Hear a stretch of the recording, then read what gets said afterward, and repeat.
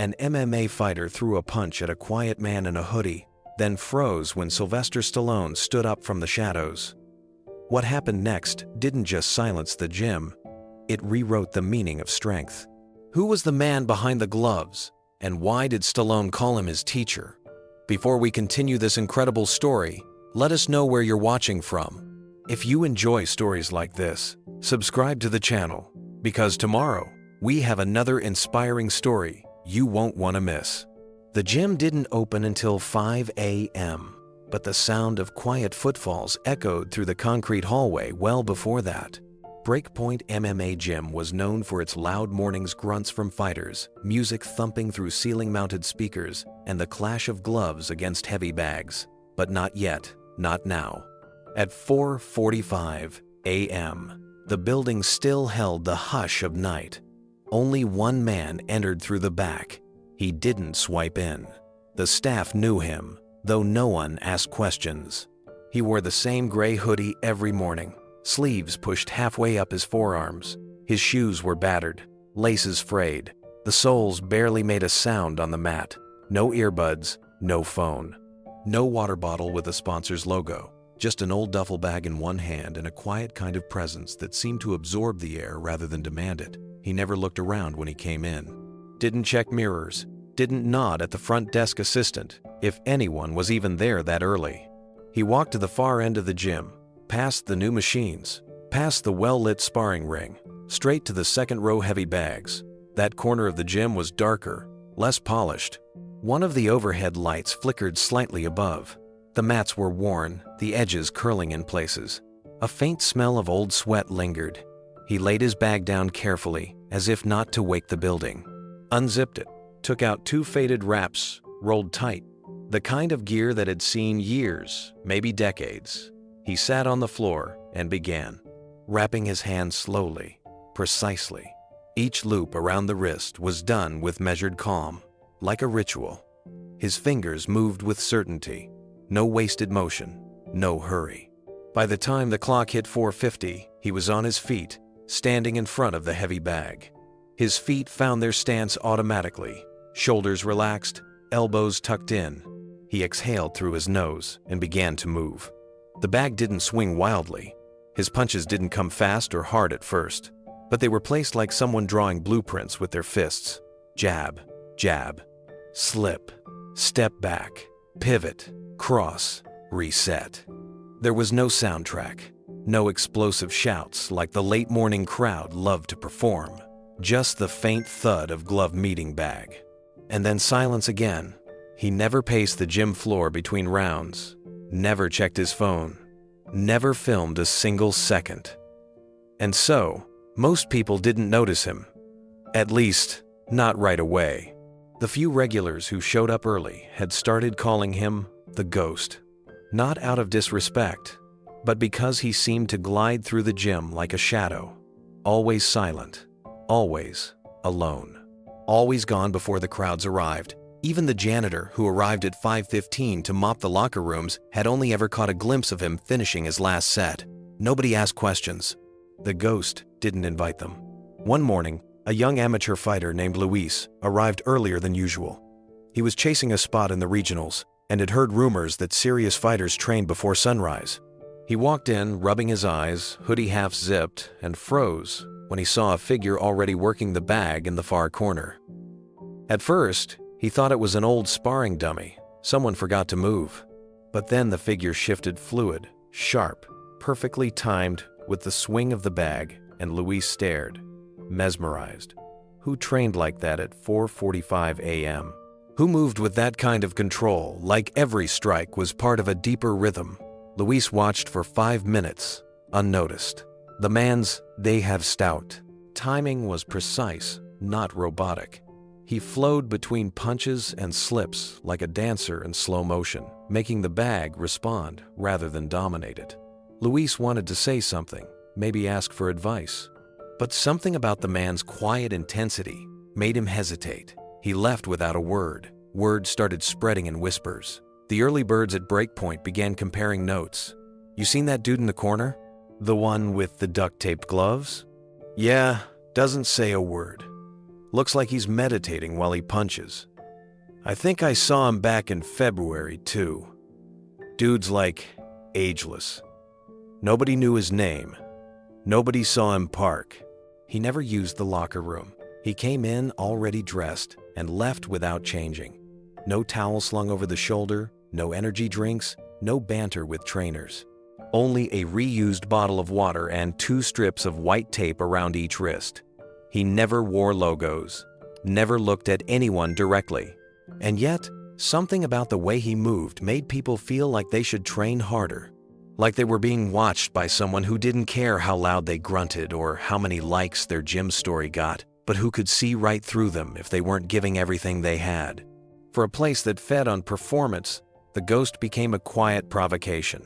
A few thought he looked familiar, but never enough to be sure. He kept his hood low, his beard scruffy, and his eyes to himself. Maybe he was a washed-up pro. Maybe a martial arts coach laying low. Nobody imagined anything more. Not yet. On a rainy Thursday morning, one of the assistant trainers arrived earlier than usual. She wanted a head start on programming the circuits for her 6 a.m. group. As she walked past the treadmills, she paused and squinted through the misted glass near the heavy bag row. Someone was already there. The figure in gray. She watched for a moment, mesmerized. Not by power, not by speed, but by form. Every angle he cut was deliberate. Every pivot had control. He didn't waste steps. He didn't chase impact. His punches were more like questions being answered in rhythm. Quiet, contained, powerful only where they needed to be. She turned away before he noticed her staring, but something stayed with her, something strange, something oddly humbling, like she'd just watched someone have a conversation with the bag that no one else could hear. By the time the official gym lights buzzed on and the playlist of trap beats began to fill the space, he was already packing his bag. Always out by 5:58, always out before the crowd. He didn't linger, didn't drink protein shakes or nod toward familiar faces. If anyone acknowledged him, he gave only a glance, polite and unreadable. Then he'd disappear through the back door, the same way he came. By the end of the week, even the owner had taken notice. She reviewed footage out of curiosity, pausing the camera on a frame of the man's face as he moved in and out of a clean pivot step. She stared at the screen, then she leaned forward. It couldn't be, but the beard, the jawline, the way he stood. She turned off the monitor and said nothing. The nickname, Ghost, stuck around. New members heard about him from others. The kind of stories that made people show up earlier than normal, hoping to catch a glimpse. And when they did, most weren't sure what to think. He didn't act like a celebrity. He didn't ask for anything. He didn't perform. But there was something in the silence, something in the way he trained, that made people quieter around him, more focused, less performative. Like his presence reminded them what the gym was really for. Not fame, not flash, but discipline, mastery, stillness in motion. Still, no one confirmed who he was. And he never offered a name. But in a gym full of loud fighters and louder egos, his silence spoke loudest of all. And whether they knew it or not, Breakpoint was about to become the stage for something far bigger than any sparring match or highlight reel. Because eventually, someone was going to push too far. And when that happened, the man in the gray hoodie would no longer be just a ghost. He'd become a legend. At exactly 10:02 a.m., the atmosphere inside Breakpoint changed. The automatic doors whooshed open with a dramatic slap of wind, and in walked a shirtless man with a lion tattoo sprawled across his chest and a smirk that could be heard before it was seen. Blake, the Pitbull Renshaw, had arrived. Blake didn't just walk into a gym. He made an entrance. Every time. Behind him followed a 3-person crew, 2 with cameras, one holding a ring light already casting a halo around his perfectly gelled hair. The main cameraman was live streaming, barking out timestamps and catching wide angles. Blake strutted into the gym wearing nothing but blood-red compression shorts, hand wraps that looked barely used, and a gold chain bouncing on his collarbone with every exaggerated step. He clapped his hands together once and shouted, "What's up, warriors? It's grind time, baby." A few heads turned. The regulars, the lifters, and the fighters who trained mid-morning mostly ignored him, but the newer members couldn't help glancing over. That was exactly what Blake wanted. Attention was his currency. He paced toward the center row of bags, tossing a casual nod to the front desk assistant, who didn't respond. She rarely did. Blake never noticed. "Find me the light, boys. Need that hero glow," he said, pointing to a spot in the middle of the gym, his self-designated zone. But the cameraman hesitated. Blake," he said, pointing subtly. Blake followed the gesture. The bag. His bag. The one he used for every workout post, every reel, every 3-minute motivational rant about fight culture and discipline. It wasn't available. Someone was already on it. Keanu stood with his back to the entrance. Hood up, gloves on, working through a clean sequence. Cross, hook, duck, step out, pivot, reset. No sound, no posturing. Just movement. Blake squinted. "You serious?" He stepped forward, frowning as he got closer. The guy on the bag didn't turn. Didn't stop. He was soaked in sweat, hoodie clinging to his back, his footwork landing with such precision that even Blake had to pause a moment just to track it. His form wasn't just good, it was meticulous. Like watching someone sharpen a blade without ever speaking. Blake's frown deepened. "Yo," he called out, loud enough to be picked up by his mic.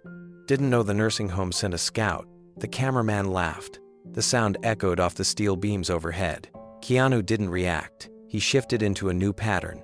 Weave, jab, elbow, step through.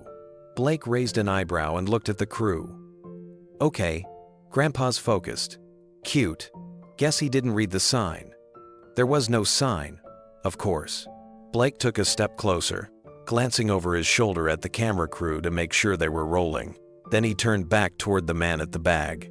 "Hey, Pops," he said, louder this time, voice laced with sarcasm. "You hogging that bag for a Tai Chi video, or are you just trying to break a sweat before bingo?" A few light chuckles scattered across the gym floor. Nothing loud, but enough. Keanu didn't respond. He never looked up. His hands stayed in motion, body pivoting smoothly, as if Blake's voice didn't exist. Jab, slip, tight hook, reset, focus like stone. That silence irritated Blake more than any insult would have. He stepped to the side, planting his feet just outside the swing of the bag. He didn't like being ignored, especially not on camera. He was used to provoking reactions, then spinning them into content gold. This man wasn't cooperating. Blake smiled for the camera and reached down to grab his white towel. It was damp from a warm-up jog, still rolled neatly in his gym bag. He unfurled it, walked to the heavy bag, and tossed it lazily over the top right across Keanu's line of sight. "Mind scooting over, champ?" he said loudly. "Some of us still got careers to build." That drew a couple of surprised murmurs from the romper. Nearby squat racks, a few heads turned more deliberately now. One of the coaches, halfway through strapping a resistance band to a pole, froze mid-motion. The quiet regulars didn't laugh, but no one stepped in either. Keanu finally stopped moving. He stood still for a long second, then slowly pulled the towel down from the bag. He folded it, deliberately, neatly, not rushed, not angry, just calm. Then he placed it gently on a nearby bench and returned to his stance. Not a word. The restraint only added fuel to Blake's fire. "Man," Blake said with a laugh, looking at the camera, "you ever see dignity folded like laundry?" His crew laughed. One even clapped. From across the gym, a figure near the cable machines looked up. An older man in a black hoodie, low hat, and worn sneakers.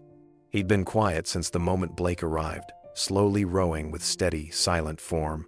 His gaze shifted now not to Blake, but to the man in the gray hoodie. Keanu resumed training. The towel incident had never happened. Blake wasn't used to that. He thrived on confrontation, on ego, on escalation. This was too subtle. He turned back toward his crew, whispering with a grin, "We'll get him on the next pass." And behind him, Keanu shifted again. Jab, hook, duck, no sound. Just stillness, broken only by movement. Blake wasn't done. Subtle disrespect wasn't enough. Not for the cameras, not for his brand. He needed a reaction, Something that could go viral. A clean clip. A headline. Pitbull humbles mystery man at breakpoint. That was the hook. He just needed the guy to crack. He strutted a slow circle behind Keanu, dragging his feet slightly so the squeak of sneakers could be picked up by the mics. His voice rose, clearly playing to the lens. "Hey fellas," he called out. "Make sure you're getting this. I think we're witnessing the ancient art of shadowboxing your regrets." A few giggles slipped out from the benches. Most of the gym stayed, quiet. Some turned away, uncomfortable. Others kept watching in silence. The tension had settled now. Not electric, just heavy. Keanu didn't stop moving. He shifted seamlessly from combination to combination. Elbows tight, hips turned. His strikes were clean and exact. Even the sound of the gloves hitting the bag carried a rhythm that felt intentional. Like music only he could hear. Blake stepped in closer, closer than was respectful. His shoulder nearly grazed Keanu's arm. Still no reaction. He turned to the camera again and smirked. "Dude's locked in. Must be rehearsing for the next John Wick retirement home edition." No one laughed this time. One of the younger fighters by the dumbbell rack glanced over and then quickly looked back down, unsure if he should speak. Blake didn't notice the shift. He was still focused on forcing a moment. Something to break the man in the hoodie. He grabbed his own wraps, soaking wet from earlier pad work, and wrung them out once in his fist. Then casually, like he was tossing a rag to a laundry bin, he flicked it toward Keanu. The wrap hit him square between the shoulders. A wet slap echoed through the gym like a whip crack, and the room went completely still. No music, no lifting sounds, no chatter.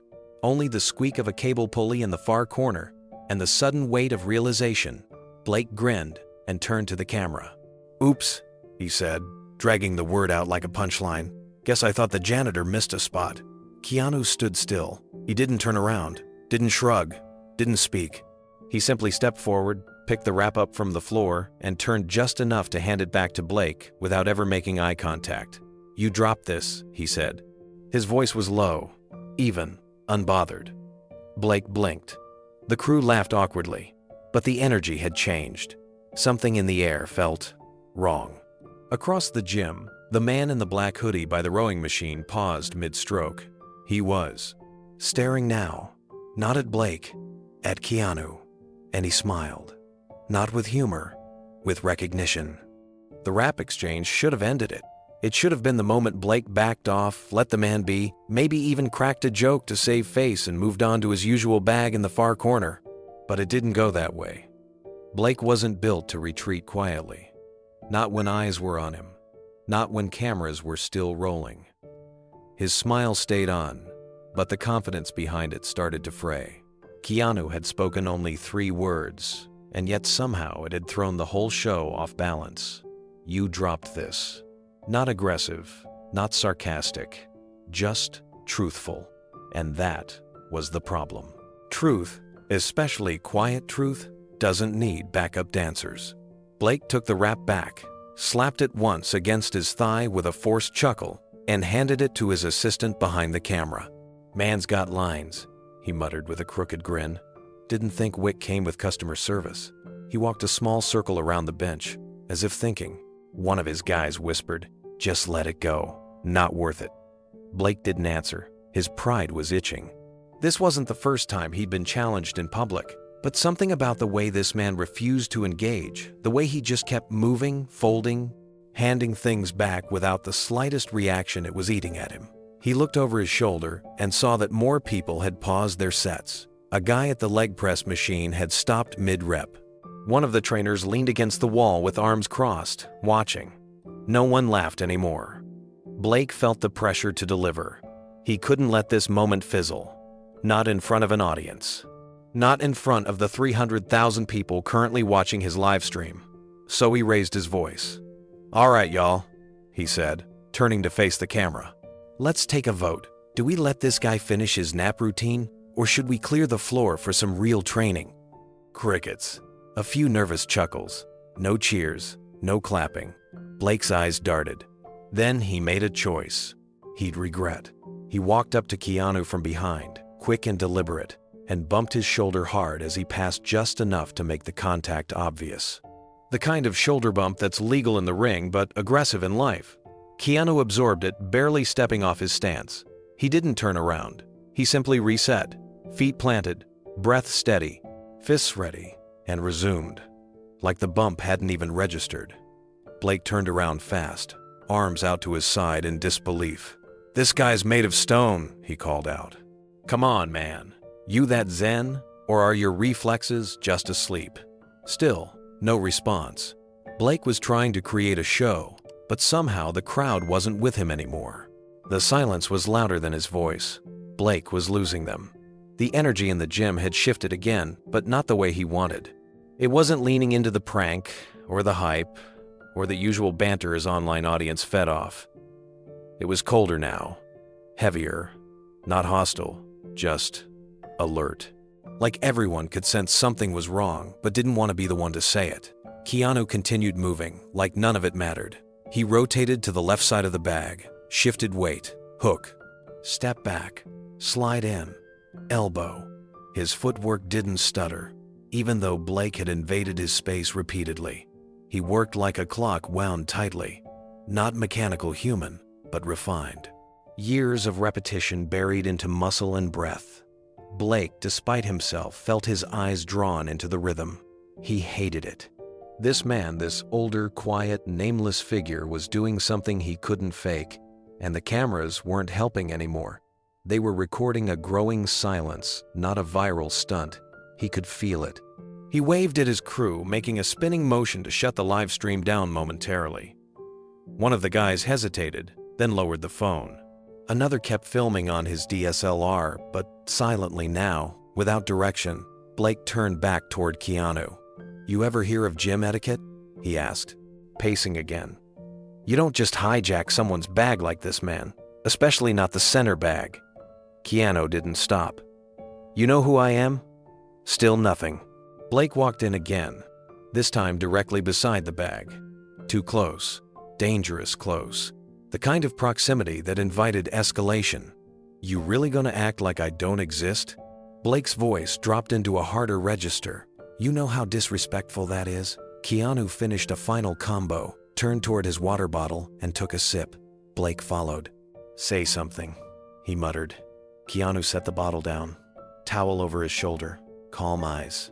"I don't need to."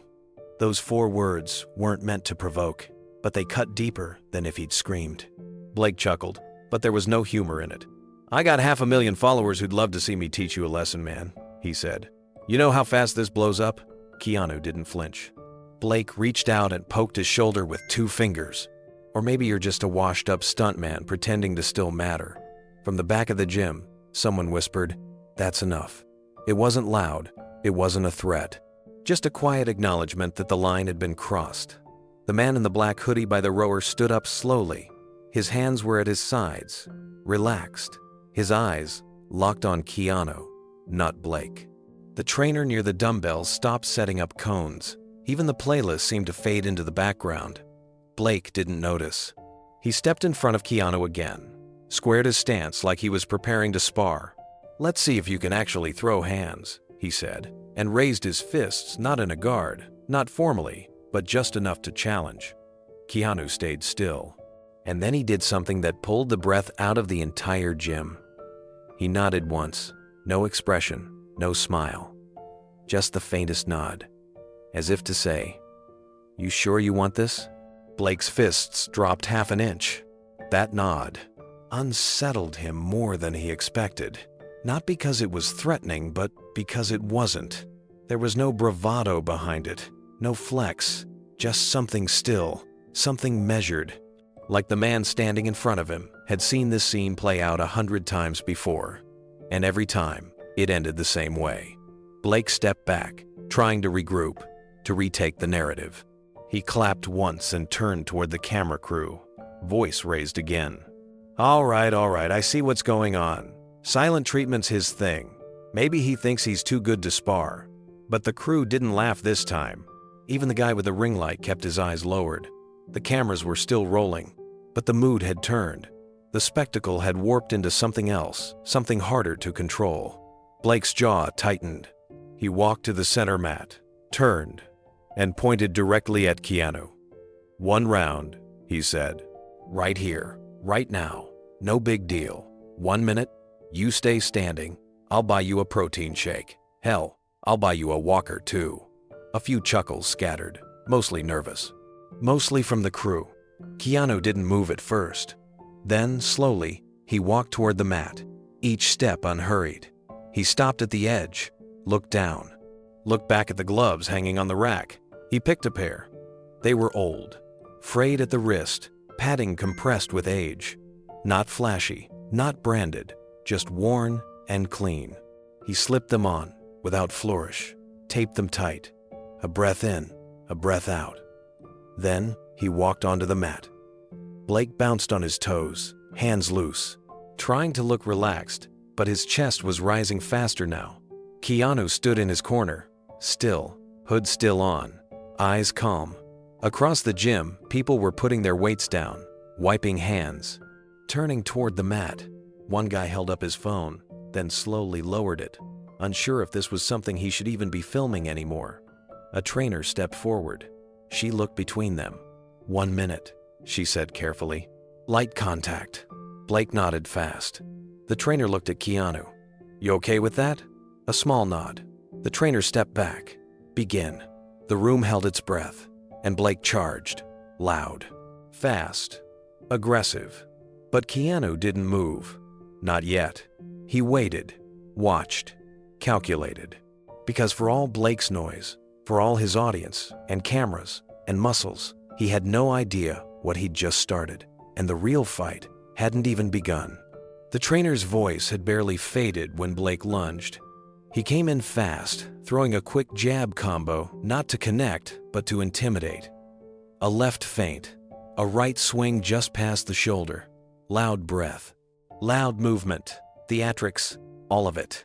Keanu didn't blink, he didn't flinch, he didn't even raise his hands right away. He just stood still, measured, like he was watching a rehearsal, not a threat. Blake reset his stance, gave a quick bounce on his toes, and circled left. "Gotta say," he muttered, "you're good at looking calm, but this ain't yoga class, man." Keanu moved now.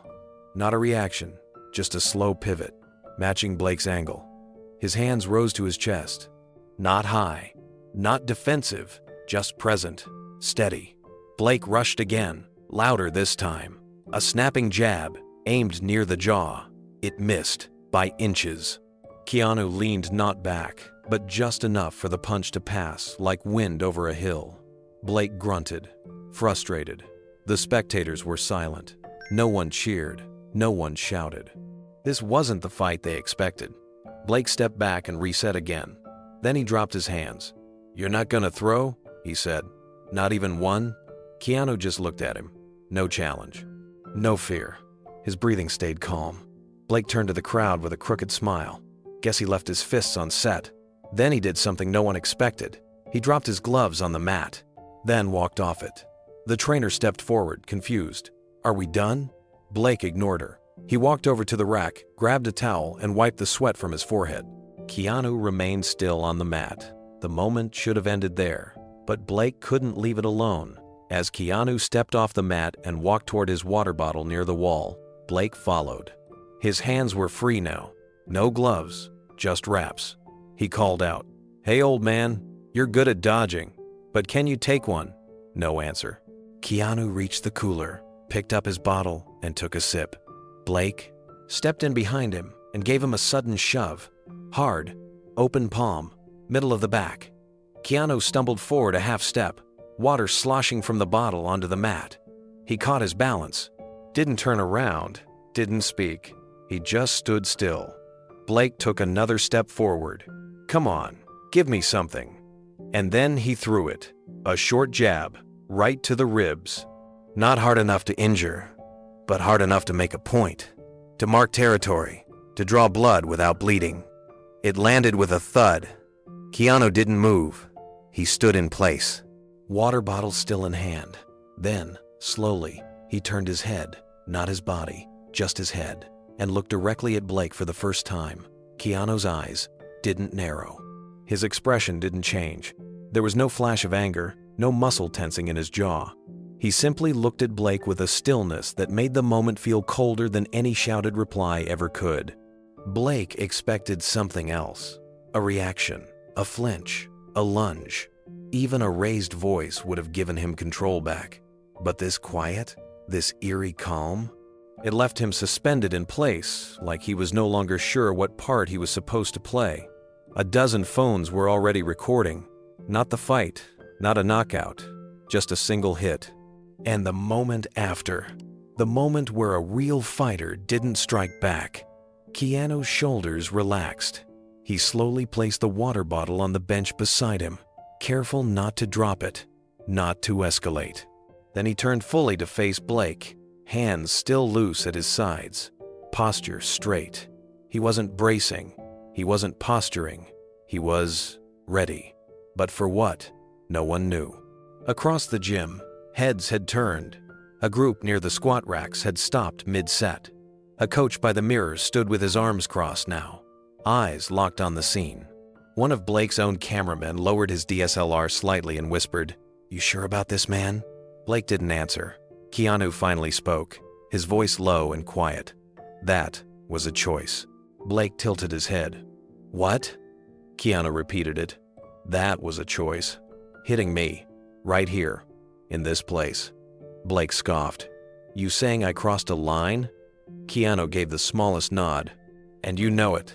Those words weren't threatening. They were a fact, and that made them feel heavier. Blake looked around. For once, the eyes staring back at him didn't hold admiration. They weren't waiting for his next joke or his next flashy move. They were watching, measuring, judging. He tried to shake it off. "Relax," Blake muttered. It was a love tap, but even he didn't believe it. Keanu stayed where he was, calm as ever. Then he took a step forward, not fast, not confrontational, just one quiet step. Enough to close the space between them. Blake instinctively pulled his shoulders back. Keanu looked down at Blake's gloves on the mat. Then he raised his eyes again. "You punch like you've never been hit," Keanu said. "That's why you're reckless." It wasn't an insult, it was an observation, and it landed harder than Blake's jab ever had. In the far corner of the gym, the man in the black hoodie, still anonymous, still unmoving, shifted his stance slightly, arms now folded as he leaned against the wall. His eyes were on Keanu, not blinking. He hadn't filmed, he hadn't spoken, but he hadn't missed a single frame of what was happening. And when Keanu stepped back, returning to his bag, the man gave the faintest nod, just once. Recognition, respect, something deeper than applause. Blake looked down at his hands. For the first time, they felt empty. And around him, the gym had gone back to its usual noise. But not really, not entirely, because something had shifted, and everyone felt it. Blake tried to smile again, to recover, to laugh it off, but it didn't stick. The corner of his mouth twitched, then dropped. His usual confidence felt brittle now.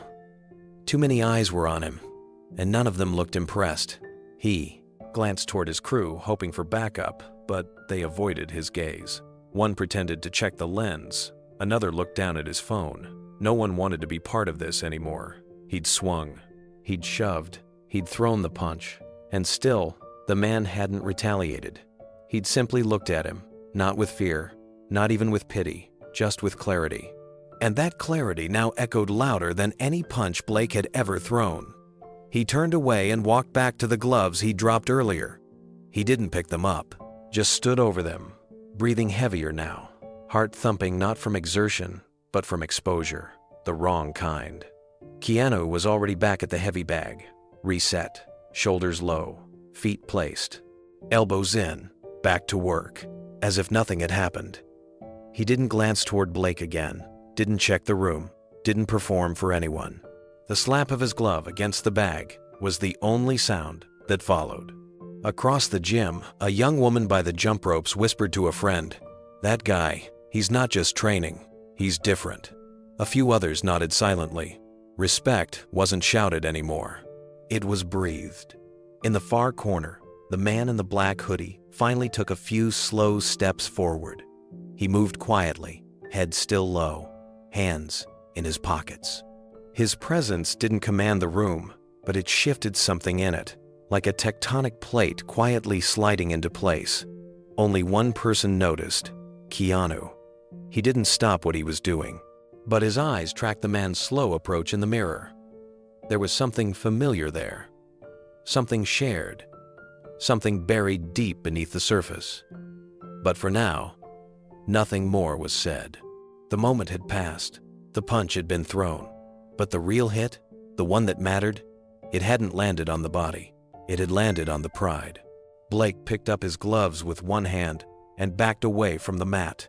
For the first time that morning, he didn't speak. He didn't posture. He didn't turn to the camera. He just walked toward the locker room, head down. No applause, no highlight reel, no comeback line. Just silence, following him out like a shadow. Behind him, Keanu kept training. Not louder, not faster, just the same. Because true strength doesn't change when it's challenged. It only becomes clearer. Blake hadn't gone far. He stood just inside the locker room hallway, pacing slowly, breathing through clenched teeth. The punch hadn't gotten the rise he wanted. The crowd hadn't cheered. He'd lost the moment, and worse, he'd lost control of the room. He could feel the air of judgment still thick in the gym behind him. And that man, the quiet one, with the hoodie and the hands that moved like he was writing poetry against a heavy bag, he was still there, still calm, still training like nothing had touched him. Blake couldn't let it end that way. He turned sharply and walked back into the main gym. Louder now, purposeful. Eyes followed him as he strode past the dumbbells, the cable racks, the benches. His crew had regrouped, and one of them, seeing his posture, instinctively raised the camera again. The gym was quiet. Music still played overhead, but lower now. As if even the speakers didn't want to interrupt whatever was about to unfold, Blake stepped into the center of the mat area and pointed directly at Keanu. "That's it," he said loudly, voice cutting through the room. "Let's go, old man. One round. No rules. 1 minute." A sharp intake of breath came from the crowd. A few whispered. A couple gasped out loud. Someone near the kettlebells muttered, "No way. He's serious?" All eyes turned to Keanu. He had just finished another combination hook, pivot, backstep. The bag swung gently. He held still, hands low, eyes steady. Then he turned. Not with drama, not with hesitation. He simply turned to face Blake. The room froze. Blake lifted both arms and yelled again. "You heard me. You and me. 1 minute. You stay standing. I'll back off. You drop well. I'll be doing you a favor. Let's go." People started pulling out phones again. Some did it slowly, unsure. Others moved to the side, giving space around the mat. The line between a gym and an arena blurred fast. One guy near the water fountain whispered to his friend, "He's gonna get hurt. This isn't a movie set. That guy's real." Another added, "What if that is him?" Keanu looked down at his hands, flexed his fingers once, then unwrapped the worn tape slowly. He walked to the glove bin near the far wall, past the fresh pads, the cleaned gear, the brightly colored training gloves. He didn't touch any of them. Instead, he reached down to the bottom and pulled out a pair of black sparring gloves, the kind that had been used and reused, tape around the wrist frayed, leather worn to softness. He slid them on without a word. The gym held its breath. Blake grinned and began to bounce on his toes. "I'll make it quick," he said. But Keanu wasn't watching him. He was watching the floor, the mat, the moment. Like he'd seen this before, like he already knew how it would end. Keanu adjusted the gloves with quiet precision, not rushed, not slow, just deliberate, like a ritual he'd repeated thousands of times before. He flexed each hand once, checking the fit, the wrist wrap, the balance of pressure across his knuckles. Then he looked up, not at Blake, but at the center of the mat. He walked toward it without fanfare. The silence in the gym deepened with every step he took. People backed away instinctively, clearing space. A few repositioned their phones, but the loudest watchers weren't holding anything. They were frozen, eyes locked on the scene with a mix of curiosity and caution. A trainer approached carefully, stepping between them before anything started. "1 minute," she said. "Light contact only. This isn't sanctioned." She looked to Blake. He He gave a quick nod, cocky and impatient. Then she turned to Keanu. Her voice softened slightly. "That okay?" Keanu gave a single nod. Calm, controlled. The trainer hesitated for a breath, then stepped back. Blake immediately started bouncing, loosening up his shoulders. "Finally," he said. "Let's see if all that silence comes with a chin." Keanu stood in place, feet planted, body relaxed. His hands were up now, but not in a defensive stance, just ready. A few whispers moved through the crowd. "He's really doing it. No way he's gonna last. Why's he not warming up?" But one voice cut through, quieter, older, firmer. "He doesn't need to."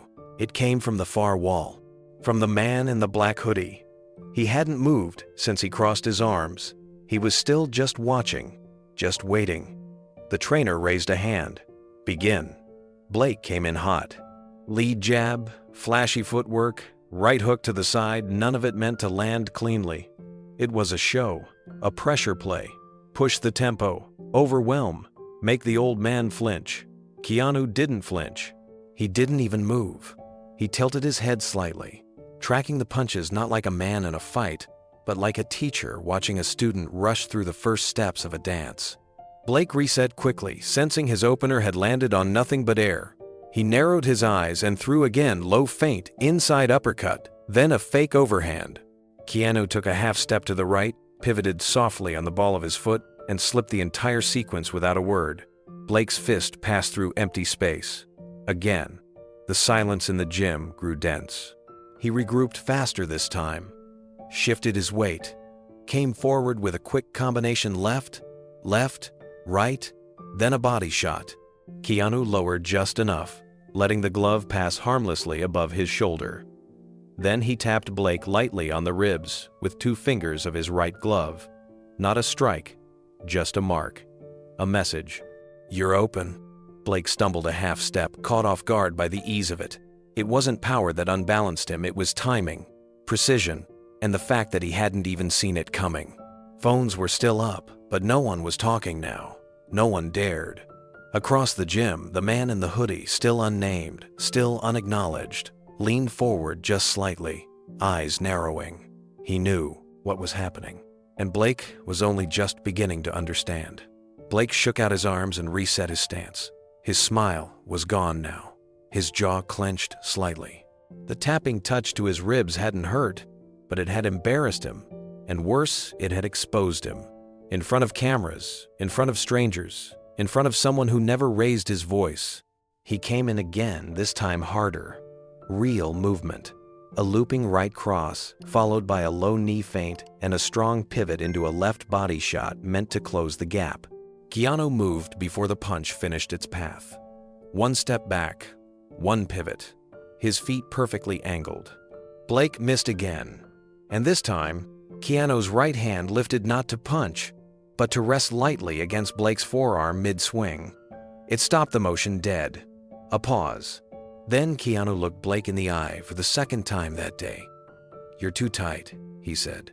"That's why you're slow." The room felt like it had been vacuum sealed. Blake yanked his arm back, but Keanu had already let go. He hadn't held him, he'd redirected him, like steering wind with a fingertip.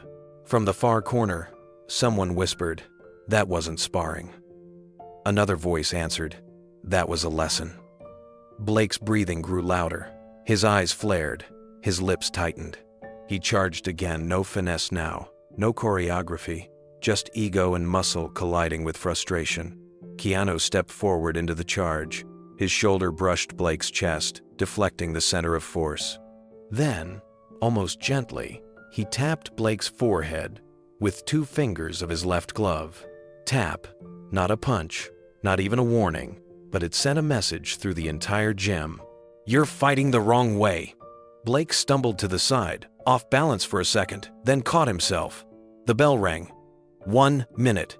Exactly 1.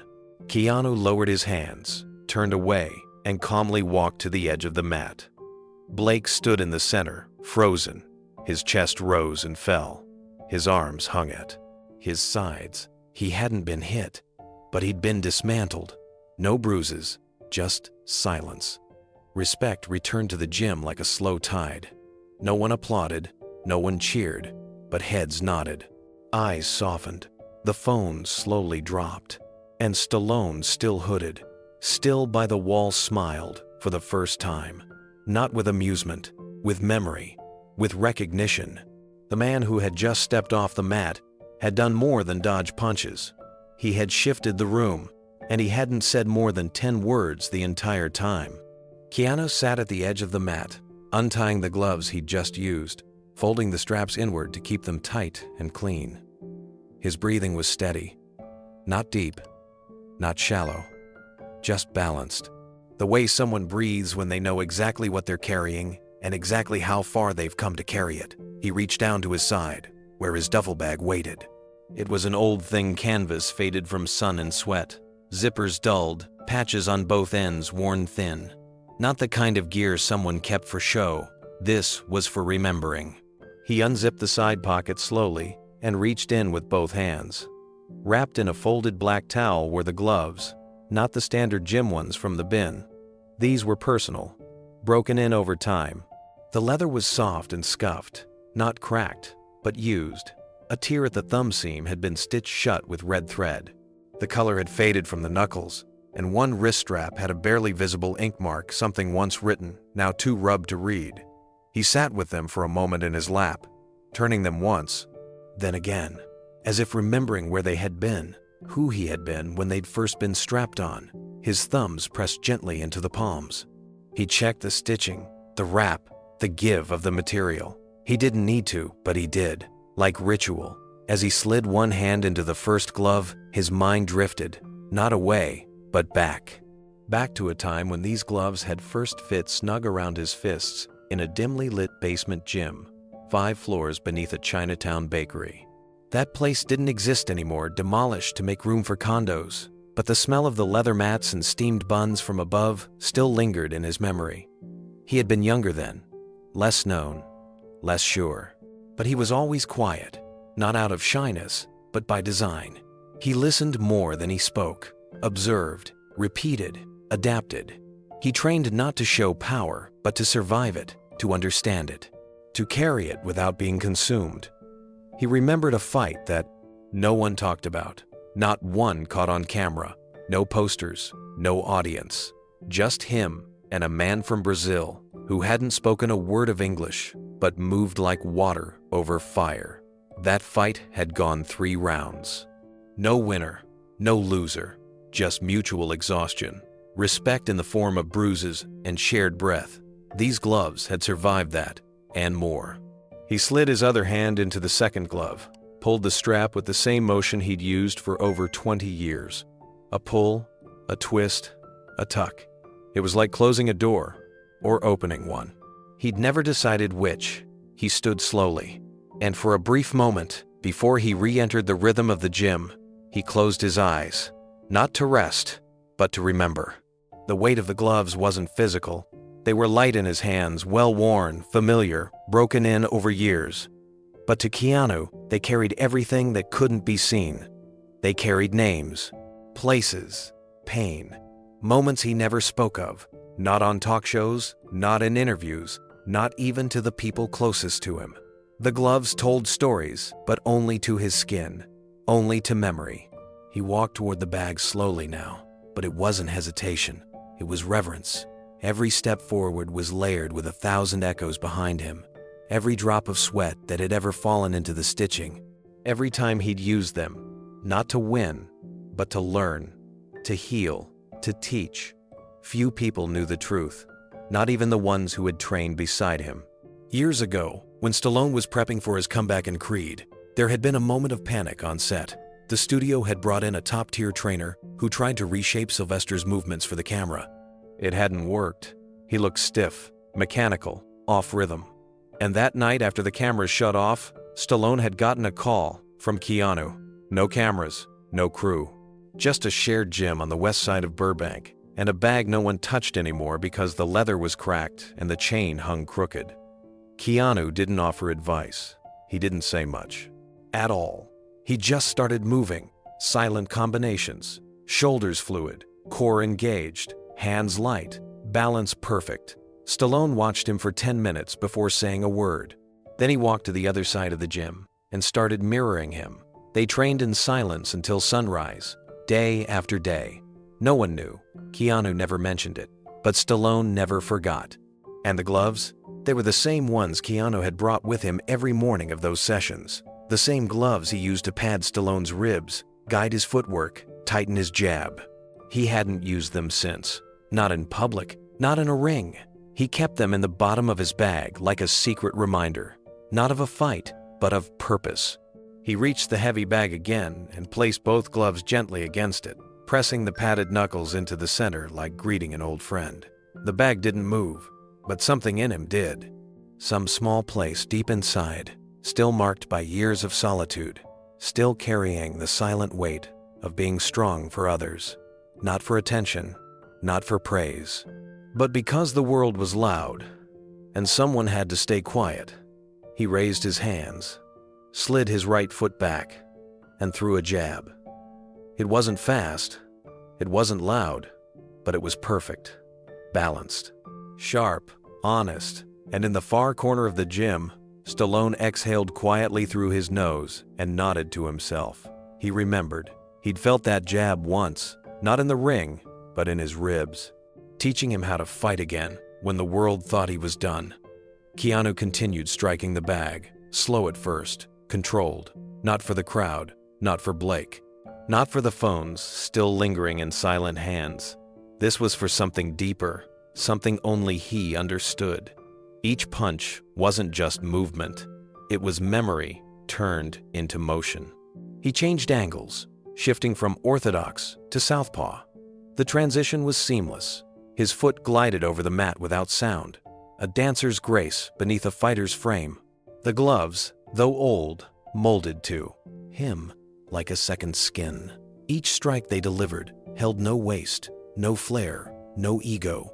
People watched without blinking, not because he was famous, but because mastery has its own gravity, a kind that pulls everything inward, not with noise, but with presence.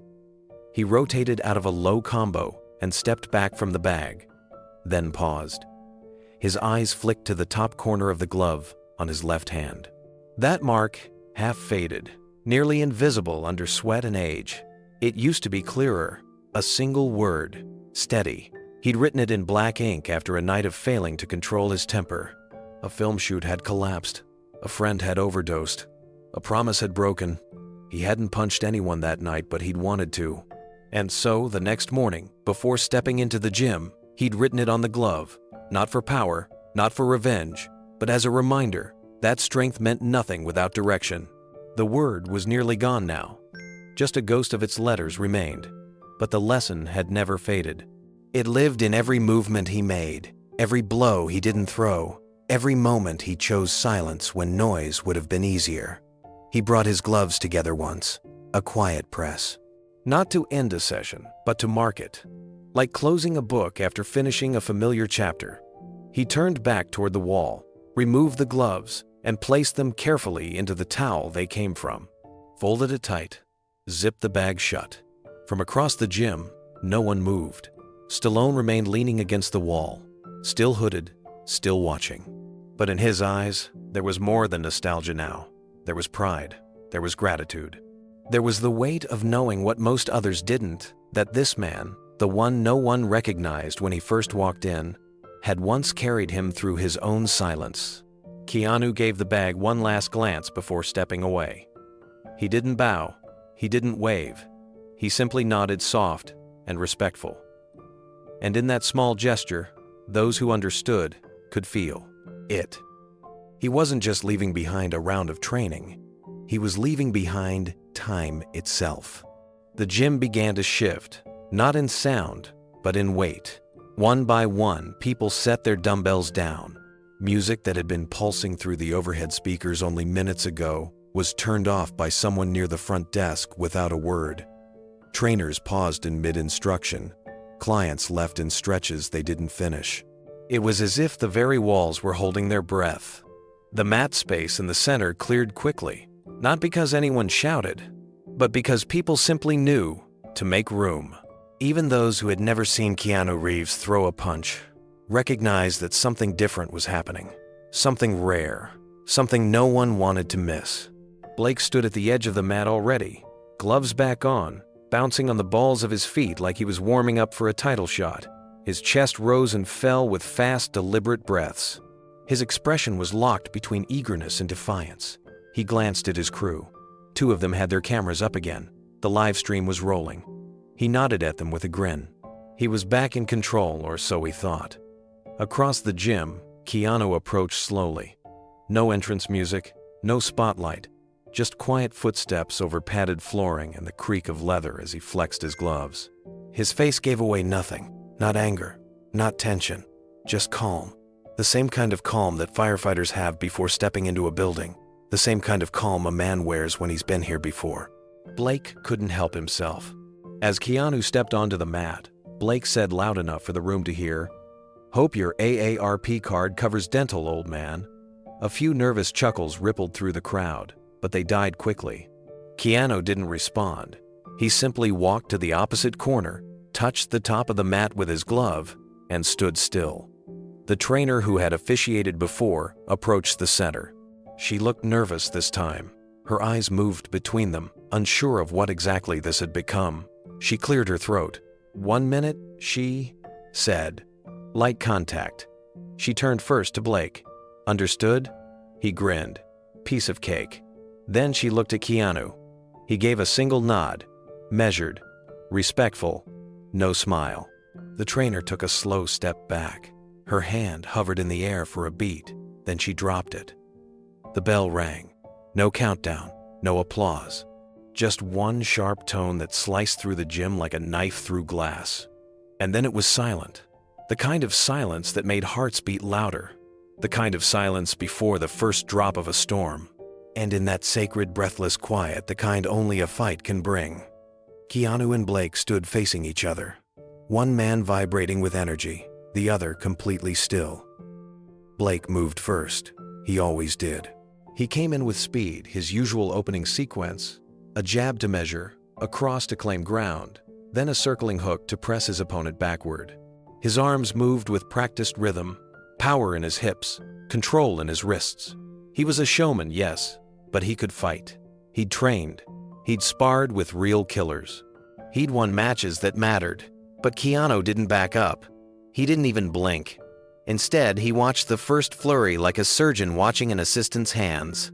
Not to stop them, not yet, but to study them. To know them better than the man throwing them. Blake's first jab midair. His cross grazed fabric. Keanu had shifted an inch, just enough. The hook dodged entirely, and not with flair. With economy. Keanu's head moved, then his shoulder. His feet stayed grounded. One pivot, one inhale. Still, no counters. Blake reset fast. He wasn't rattled yet. Just adjusting. He came in again. This time a faint low, then a sudden burst toward the ribs. A crowd pleaser. A body shot that, if landed, would win back the gym and maybe the narrative. But it didn't land. Keanu didn't step away. He stepped in. The angle changed. Suddenly, Blake's glove passed just under Keanu's arm, grazing air again. And in that same instant, Keanu gently touched Blake's shoulder with his left glove. Tap. A marker. Nothing more. But Blake felt it. Not pain. Exposure. It was like someone shining a light into a room you thought was locked. He stepped back. People in the gym whispered again, only louder now. That was clean. He didn't even throw. Did you see that? Blake's smile was gone. His breathing quickened. Not from exhaustion, from disbelief. He charged again, this time with less thought. A jab cross that morphed into a looping left, meant to catch Keanu on the angle. But Keanu dipped his right knee slightly and disappeared under the arc of the punch like water sliding under a bridge. Then, without looking, he raised 2 fingers and tapped the space just above Blake's glove. "You're wide open here." He didn't say it, but everyone could feel it. Blake stumbled, caught himself, then looked at the crowd for the first time. He wasn't winning, not even close, and not because of damage, because of awareness. Keanu wasn't defending. He was teaching, and everyone in the room could feel it. Phones stayed up, but no one was cheering. No one spoke. The gym didn't feel like a gym anymore. It felt like something else. A place where voices lowered and movements mattered. A place where control was sacred and ego had no grip. A place where Blake Renshaw, for all his sponsorships, reach, and bravado, suddenly felt very small. The bell hadn't even rung yet, but the lesson had already begun. Blake's chest rose faster now. He wiped a glove across his forehead, though no sweat had gotten in his eyes. His mind was running faster than his body, scrambling for a strategy that would let him regain footing and regain control. But nothing he'd practiced was working. Every approach fell flat before it began. Keanu hadn't thrown a single real punch, but Blake had never felt more exposed. He pressed forward again, launching a burst of short-range strikes, jabs, quick cross, inside, hook, anything to close the gap, anything to make contact. To feel like this was still a fight, Keanu pivoted once more, calmly rotating behind him with a smooth sidestep. Blake spun around to face him, and for a fraction of a second their eyes met again. This time, Keanu spoke without a word. His silence said everything. "You're not in control. You never were." Blake roared inside but kept his mouth shut.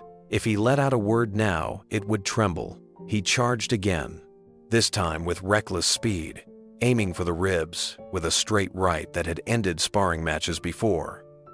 But Keanu didn't dodge. He stepped into the space and caught the punch. His glove met Blake's forearm, not violently, but firmly, like a father catching a child's hand before they knock over a glass. He held it just for a beat. Then he looked Blake in the eye and spoke quietly. "You're fighting your reflection." Blake yanked his arm back and stumbled, completely off rhythm. His back foot lost its grip and slid across the mat. He barely stayed upright. Across the gym, someone lowered their phone and whispered, "He's unraveling." The trainer near the edge of the mat looked concerned.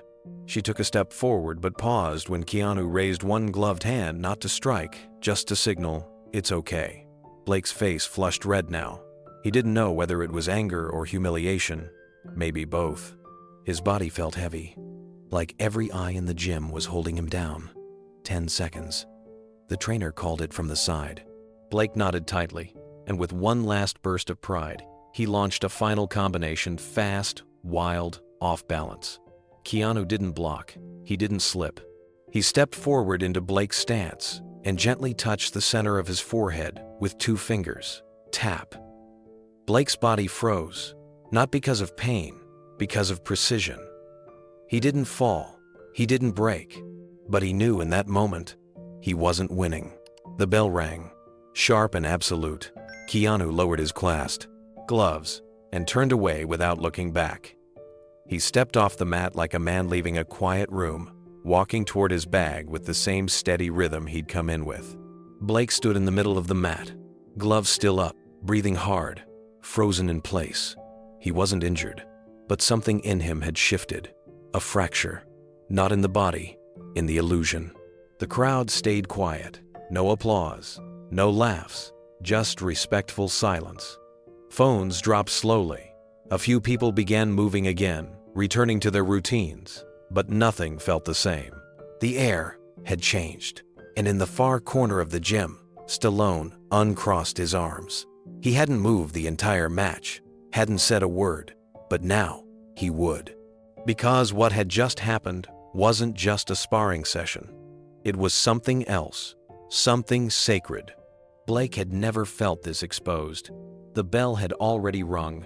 The round was over. But what lingered wasn't exhaustion, it was something worse. A sensation like standing naked in a room full of mirrors. He looked around at the gym, the crowd, the phones that were still recording. Even if some had lowered, their eyes weren't mocking. They weren't laughing. They weren't angry. They were quiet, respectful. But Blake didn't want their respect. Not like this. He wanted dominance, applause, victory, something to post, something that reminded everyone, especially himself, that he was still in control. So, without warning, he stepped back toward the mat. "No bell's gonna save you from this," he muttered under his breath, fastening his gloves tighter. He looked at Keanu, who had already turned away, beginning to unstrap his gloves. "You're not walking off that easy," Blake called out. "Not after that little tap dance." Keanu paused. He didn't turn around. Not at first. Then he slowly faced Blake. Not with a challenge, with curiosity. Blake raised his gloves again. One more minute. He stepped onto the mat without permission. His crew followed, eyes wide, unsure if they should still be filming. One looked to the trainer at the side of the ring, silently asking, "Should we stop this?" She didn't answer. Keanu stood still, his gloves only half removed, hanging loose from his wrists. Then he reached up and refastened them. He didn't ask why. He didn't say yes. He simply stepped back onto the mat. Blake came in hot. The gym didn't stop him. No one shouted. No one interrupted. Because something was unfolding that words couldn't contain. Blake threw a wild overhand right. The kind you don't throw unless you're trying to end something. Keanu ducked with barely a breath of effort. Blake spun and came back with a hook. Keanu stepped left. It missed again and again. Blake swung harder, faster, more desperate now. The sound of his gloves, cutting the air, was louder than his breath, louder than the murmurs around the room, loud even above the pounding of his feet against the mat. But none of it landed. Keanu wasn't running. He wasn't backing away. He was inside the storm, moving through it, around it. Every dodge was a whisper. Every slip was a sentence. Every pivot was a paragraph. Blake's arms were working overtime, his core beginning to tighten from the overuse of force with no contact. His grunts grew sharper, more frustrated, more primal. And Keanu, he tapped. Once on the shoulder, once on the hip, once near the ribs. Not strikes, not even warnings, just placements. Like he was showing Blake where he wasn't protected. And with every tap, Blake grew more furious. Blake gritted his teeth and doubled down. He threw a low jab and followed with a heavy right, meant to catch Keanu's shoulder. When that missed, he pivoted into a tight elbow, the kind that came from years of MMA conditioning. It wasn't legal in sparring. It wasn't light contact. But in that moment, Blake didn't care. He needed to land something, anything. But Keanu moved like he already knew what was coming. His head slipped left, then back, just enough to make the elbow pass by clean. His hand lifted, not to counter, but to guide. He redirected Blake's body by placing a single palm on his back and used Blake's own momentum to send him forward. Blake stumbled again, catching himself before he fell. The crowd collectively inhaled. The entire gym floor felt like it had shrunk to the size of a boxing ring.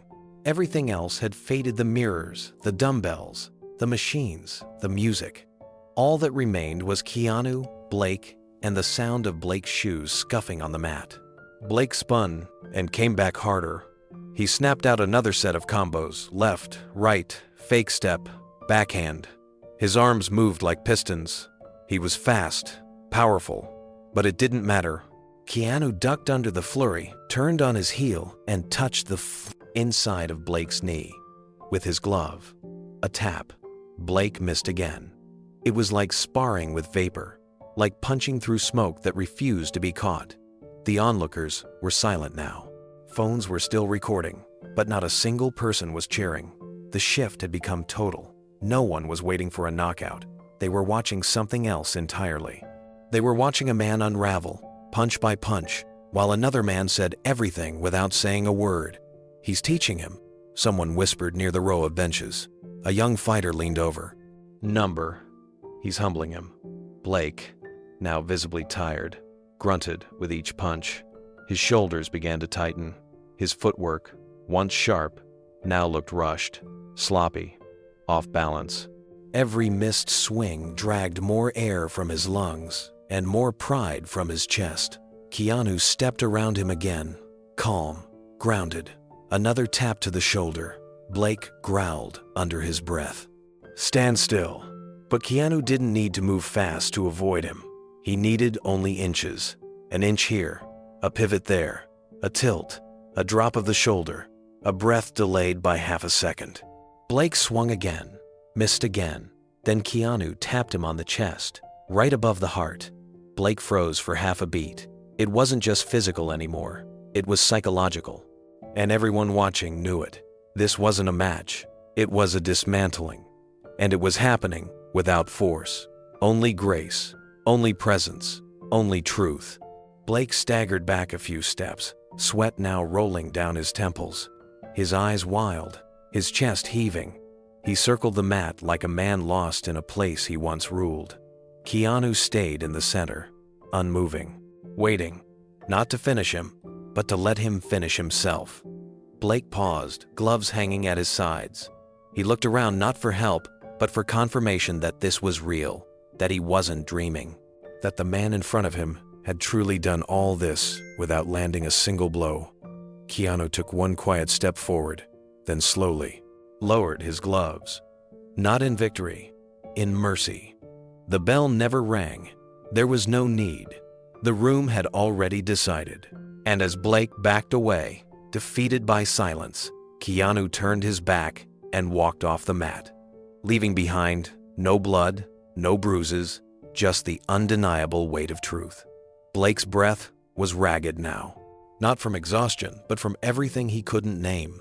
He was fast, trained, and hungry, but all of it was collapsing under the quiet weight of being seen too clearly. Keanu had said almost nothing, done almost nothing, and yet Blake had never felt more unarmed in his life. Still, something in him refused to give in. Not yet, not without one last attempt, one last move to reclaim the spotlight, the control, the dominance he'd always relied on. Blake narrowed his eyes and repositioned his feet. He took a breath through his nose and clenched his jaw. One move. Something fast. Something big. He'd end this his way. He stepped in with a jab to draw Keanu's eyes, then immediately spun left, twisting his body with everything he had. A spinning elbow. It was sharp, trained, dangerous, but it wasn't grounded. He overcommitted. His heel slipped a fraction of an inch. His weight tipped forward. His core twisted too far. And in that instant, just as the elbow came around, Keanu stepped forward. Not back. Forward. Into the space. Into the risk. Into the chaos. And with one movement, he caught Blake's arm midair.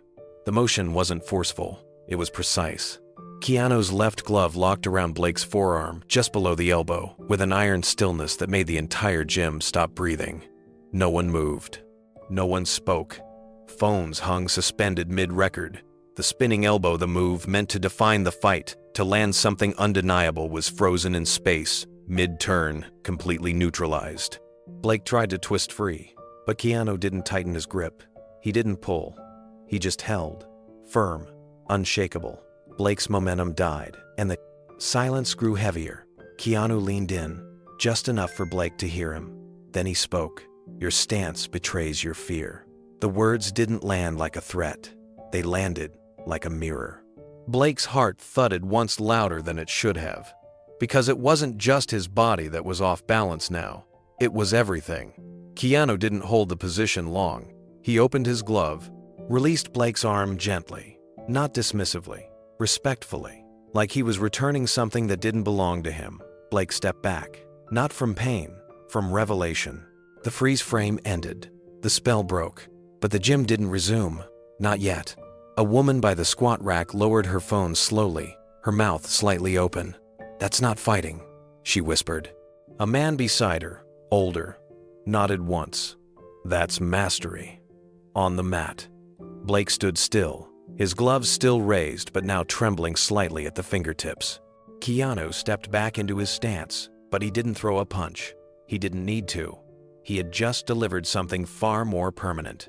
The silence stretched longer than anyone expected. Not the kind that comes after a fight, but the kind that comes after a revelation. Something sacred had happened on that mat, and everyone could feel it, even if they didn't understand why. Blake took a step back, his breathing now shallow and unsure. The usual bravado in his body had vanished. His arms, still raised in a guard, now looked less like tools of war and more like a shield for something deeper, something scared. Keanu didn't move. He stood in the center of the mat, grounded, steady, hands lowered now, his eyes soft, not smug. He wasn't claiming victory. He was offering something else. Blake blinked. The spinning elbow had been everything he had, every trick, every hour of training, every ounce of pride bundled into one explosive move, and it had been caught like a falling leaf, not slapped away, not punished, just noticed, held, then let go. It felt worse than losing. It felt like being exposed. Keanu's words echoed inside him. Your stance betrays your fear. How could he know? Blake had spent years hiding it. Behind wins, behind titles, behind a reputation carefully built from aggression and swagger. And yet, in a single glance, Keanu had seen through all of it. The fear of being forgotten. The fear of not being enough. The fear that if he didn't dominate, he'd disappear. Blake stepped back again, nearly reaching the edge of the mat. He looked to his coach instinctively, but the man wasn't giving directions. He was watching quiet, eyes narrowed, like he too had just seen something that shifted the air. Keanu finally moved, but not toward Blake. He walked calmly to the edge of the mat. His gloves loosened, but he didn't take them off yet. He stood by the water station, giving Blake space, giving everyone space. He wasn't there to humiliate, he was there to remind, and somehow, that made it hit even harder. Blake lowered his arms. For the first time in years, he wasn't thinking about how to win, he was thinking about why he fought at all. The trainer stepped onto the mat slowly, still stunned. He looked at Blake, then at Keanu. "That's enough," he said softly. "Minute's up." But everyone knew the minute had ended long ago. Blake walked over to his gloves bin without speaking. His jaw clenched, his eyes flickering with something unfamiliar. Not defeat, not exactly, more like awakening. He sat on the bench, rubbed his wrists, unstrapped the gloves one loop at a time. No one said a word to him. Not out of disrespect, out of reverence, out of confusion, out of watching something they weren't sure they could describe. A guy near the door finally whispered, "Who is he?" Another answered, "Some actor, I think." No, someone else cut in, eyes still fixed on Keanu. "He's more than that." Keanu turned around slowly and caught eyes with the trainer. They nodded at each other. It wasn't approval. It wasn't even closure. It was understanding. The kind only warriors shared. Blake stood up from the bench. His legs were steady now, but his pride wasn't. He looked across the gym at Keanu and didn't speak, just nodded once. Not in apology, not in surrender, in respect. Keanu returned the nod, just as small, just as deep.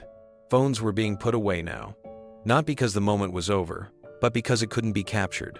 Not really. And somewhere in the back of the room, Stallone finally stepped forward. Stallone approached the mat slowly, eyes locked on Keanu, his voice low, calm. "You didn't teach him how to fight. You taught him how to see." Blake's breath came out in hard, ragged bursts. His face was flushed, now not from exertion, but from something deeper. Pride, embarrassment, confusion, rage. The crowd had gone from rowdy to reverent. Phones that had been up high were now slowly drifting downward, held loosely in hands that weren't sure if they were filming a fight or witnessing something they weren't meant to see. Blake's eyes locked on Keanu's, searching for weakness, an opening, anything that resembled vulnerability, but there was nothing, just calm, a quiet storm behind those eyes. Not a man trying to win, but a man who had already overcome something bigger than any opponent. That made it worse. With a frustrated grunt, Blake lunged forward again, this time abandoning form. His body twisted into a wild looping haymaker, more emotion than technique. It was the kind of punch thrown in schoolyard fights or barroom brawls, not in a gym filled with trained athletes. But Blake didn't care anymore. He wanted something, anything, to make Keanu stumble, to make the world tilt back into balance. Keanu moved, not fast, not flashy, just correct.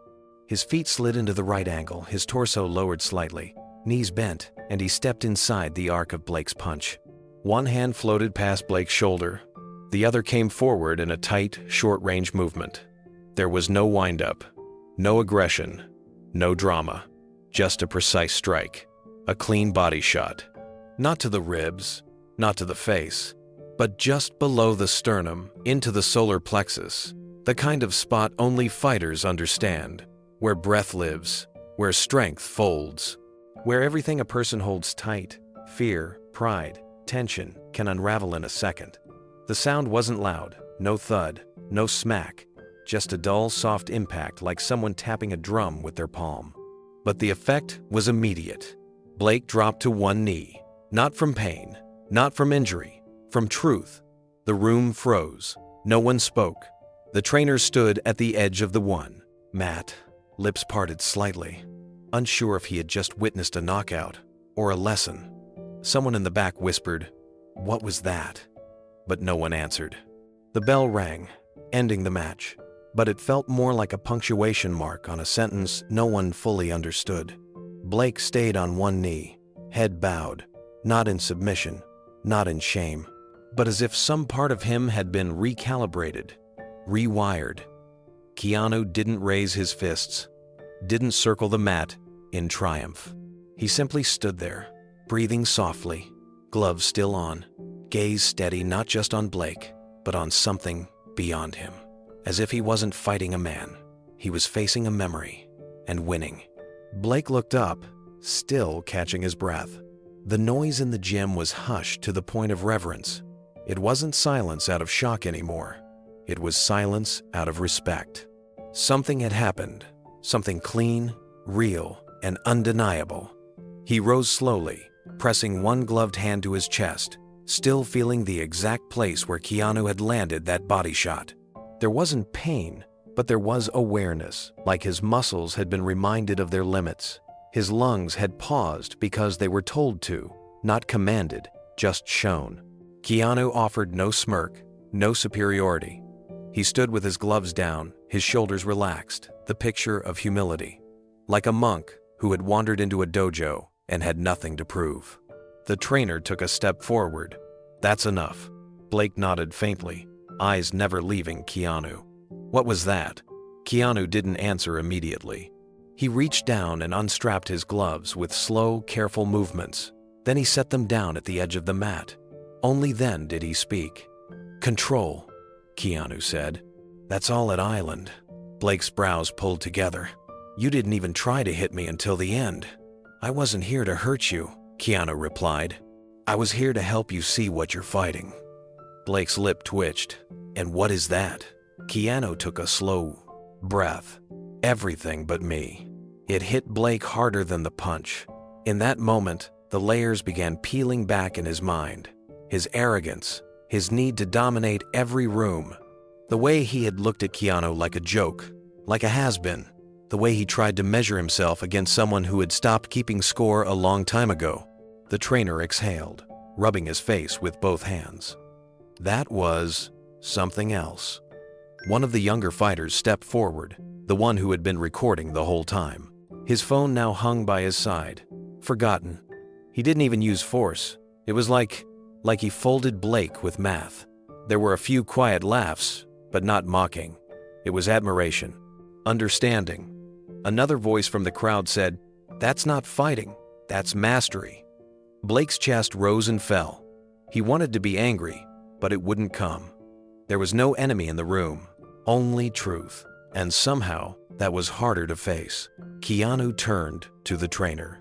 "You said 1 minute." The trainer gave a soft shrug. It felt longer. Blake stood tall again, wiping sweat from his forehead with the edge of his glove. "You didn't come here to fight. You came here to teach." Keanu met his gaze with a steady calm. "Sometimes people don't listen until you put gloves on." There was a quiet murmur of agreement around the room. Eyes that had once rolled at the sight of an older man walking into their gym were now locked on him with reverence. Blake hesitated, then extended a hand. His ego wrestled with the gesture, but this time it lost. "Thank you." Keanu shook it. Firm, but not hard. Just honest. Blake stepped back, processing. The pain in his chest had faded, but something inside him had shifted. He had shown up to flex, to humiliate a legend for content and clicks. Instead, he had been humbled, not by a knockout, not by brute force, but by precision, timing, and a kind of wisdom no camera could capture. Keanu didn't gloat. He simply walked toward the edge of the mat, past the dumbbells, past the spectators, heading toward the locker room. He didn't need an ovation. He wasn't looking for validation. He came for one reason only, to tell the truth in motion. Keanu paused at the door, looked back once, then disappeared into the hallway. Blake stood still, hand on his ribs, whispering to himself, "That wasn't a punch, that was a lesson." The gym was still humming with silence when a quiet shuffle echoed from the back wall. A pair of old sneakers stepped forward, slow and deliberate. No one noticed at first, their attention fixed on Blake, who remained kneeling, one hand pressed against his ribs, the other limp on the mat. But then, someone gasped. The man who had been standing at the far wall, hood pulled low, stepped into the center light. He reached up, fingers brushing the edge of the hoodie, a slow motion. Then he pulled it back. Gasps filled the air. It was Sylvester Stallone. Blake's crew stiffened, their cocky postures faltering. A couple of phones dropped. One trainer muttered something inaudible. Even Blake turned his head, the pain in his side momentarily forgotten as he blinked at the man standing before him. Stallone didn't say a word at first. He just looked at Blake, then turned to glance toward the direction Keanu had exited. His eyes didn't carry judgment. They carried something heavier memory. He walked forward. Each step made the room feel smaller, quieter, more sacred. Stallone wasn't just a celebrity in this room. He was something older, something rooted. He stopped beside the center of the mat and looked down at Blake. The young fighter opened his mouth, maybe to defend himself, maybe to make a joke, but nothing came out, just breath. "I trained with him," Stallone finally said, voice low and steady. Blake blinked. "Wait, with Keanu?" Stallone nodded. "Years ago," he said, "when I tore my shoulder doing a stunt, I shouldn't have even tried. I was done. I thought I'd never throw a punch again, not in real life, not even on screen." He paused, glancing around the gym. "I went to every specialist. Nothing helped." Then someone, just some quiet guy working nights in a private facility, said he knew someone. "He doesn't talk much," the guy warned me, "but he'll listen to you, and he'll teach you something if you're ready." Stallone looked directly at Blake now. That someone was him, Keanu. A few of the fighters in the crowd exchanged stunned looks.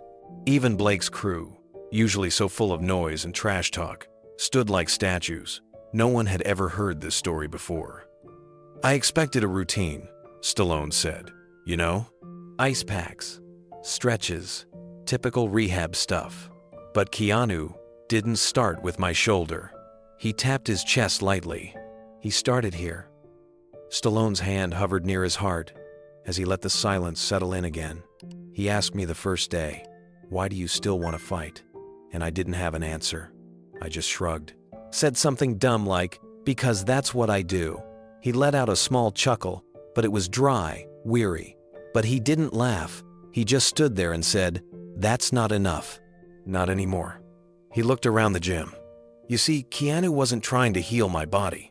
He was trying to rebuild the man I thought I was, one piece at a time." Somewhere behind the heavy bags, a timer beeped, forgotten. No one moved. "For weeks, we didn't even throw punches," Stallone continued. "We just walked, talked, sometimes sat in silence. I remember one time, he made me balance on a beam for 2 hours straight. Not for my legs, for my mind." Blake, still kneeling, watched him with a face that was no longer angry, just confused.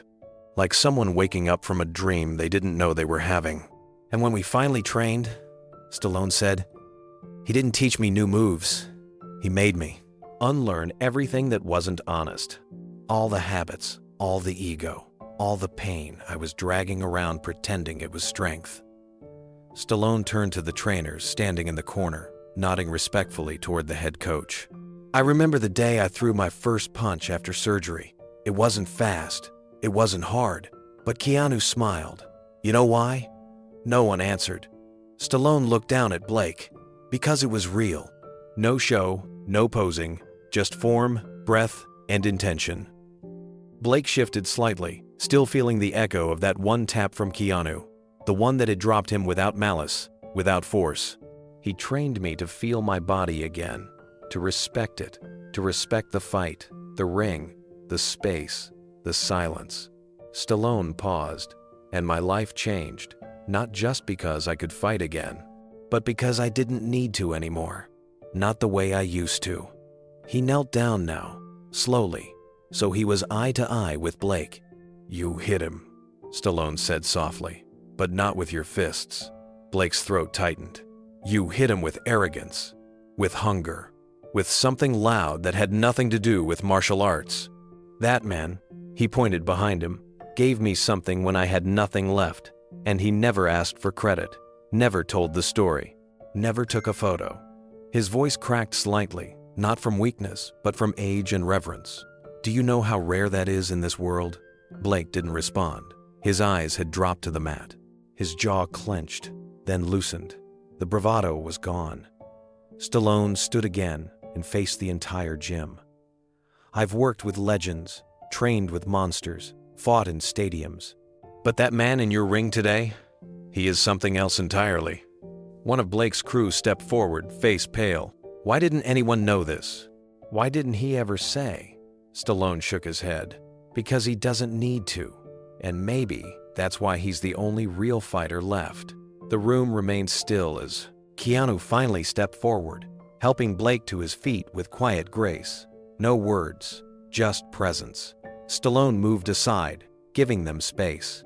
Blake, still dazed, met Keanu's eyes. What he saw wasn't pride or judgment, but forgiveness. Humbled, Blake nodded once, then twice, slowly. Around the room, phones were lowered for good. Not out of fear, but respect. No one wanted to interrupt whatever sacred thing had just happened. Stallone whispered to no one in particular, "This wasn't a fight, it was a lesson." And for once, the lesson didn't need to be shouted to be heard. Stallone took a breath and stepped forward. The room, still as a held breath, parted for him.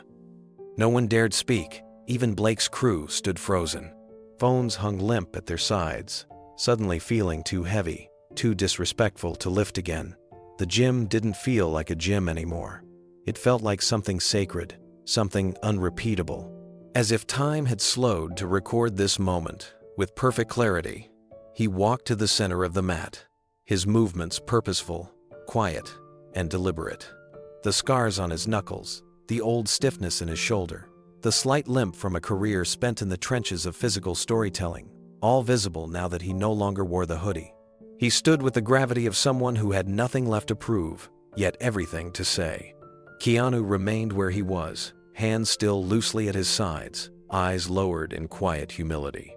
Blake, still catching his breath, glanced up as Stallone's boots stopped inches from him. Stallone looked down at him, not with anger, not with judgment, but with a deep, almost paternal steadiness. Then he looked up. His gaze swept the room. The fighters, the trainers, the influencers, the skeptics. Every one of them held by his silence. And then, finally, he spoke. "This is what strength looks like." 6 words. No shouting, no posturing, no vengeance. Just truth. The kind that carried more weight than any punch ever could. It hit harder than Blake's hooks, more precise than Keanu's body shot. A knockout delivered in quiet syllables. He let it hang in the air. Somewhere in the back, a young fighter exhaled. Another lowered his gloves completely. Even the gym owner, who had watched countless bouts, egos, and blowouts over the years, felt something settle in his chest. A shift, like something old had ended and something better had just begun. Blake's jaw clenched, but not out of defiance, out of realization. He looked up again, this time without the mask of arrogance.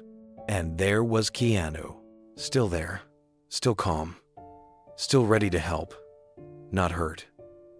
Stallone turned slightly, eyes landing on Keanu now. And in that shared glance between them, something passed that didn't need words. History, training, respect, pain, healing.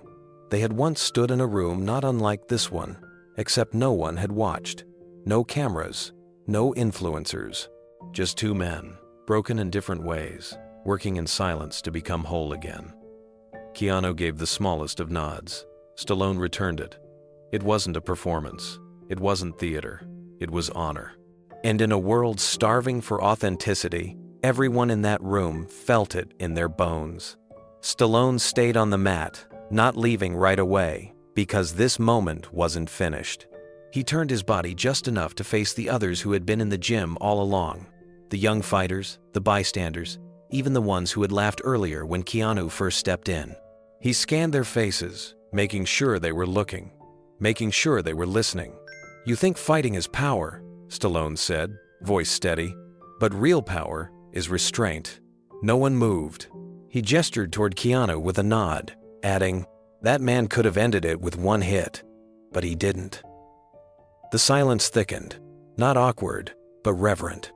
Blake rose slowly to his feet. Still red-faced, but something had changed. He no longer looked like a man trying to prove something. He looked like a man who had just been forced to see the truth about himself. His breathing had slowed, his arms slightly relaxed. His mouth opened, but no words came out. Stallone didn't wait for an apology. He didn't need one. He stepped aside and gave Blake a path forward, both literally and symbolically. It was now up to Blake whether he would take it. Keanu finally stepped closer, his shoes brushing gently against the mat. He stopped in front of Blake. No aggression, no pride, just that same calm, grounded presence that had been there since the moment he walked into the gym. "You're strong," Keanu said quietly, "but strength without purpose is chaos." Blake looked at him, and for the first time, there was no mask, just a man learning who he really was. Keanu didn't say more. He didn't need to. Instead, he reached out his hand. Blake hesitated. Then slowly, he took it. They shook hands, firm, quiet, equal. A few people clapped, unsure if it was appropriate, but compelled nonetheless. The gesture wasn't about victory or defeat. It was about honor. And everyone watching knew they'd seen something different that day. Not just skill, not just celebrity, but something raw and meaningful. Stallone stepped forward one more time, walking between them now, like a bridge between two men who had just traveled opposite ends of the same path. "This gym," he said, turning to face the room again, "was built on sweat, discipline, and heart. Not ego, not social media followers, and definitely not cheap shots." A murmur rippled through the crowd. He raised his hand not to quiet them, but to bring attention back. "You've all seen movies. You've all seen fights. But what you just witnessed was character." More nods now. Even the doubters, the critics, the influencers, they knew this wasn't the scene they came for. It was better. It was real. One of the trainers leaned against the wall and whispered to the guy next to him, "I haven't seen anything like that in 20 years. A teenage girl in a worn hoodie, sitting cross-legged near the back, wiped a tear from her cheek. It wasn't about who hit who. It was about who walked away having changed. And everyone knew Blake wasn't the only one." As the crowd slowly began to disperse, no one spoke loudly. The energy had shifted, phones lowered, heads bowed in thought. Blake walked toward the corner where his friends once stood, but they didn't mock him, they simply nodded. Keanu turned to leave. Stallone placed a hand on his shoulder. They exchanged a glance. No words, just the unspoken language of men who understood something deeper than pride. And as Keanu stepped through the gym's doors and into the sunlight, someone whispered again behind him, barely audible, but full of awe. "That's what strength looks like." The air in the gym had settled but not returned to normal.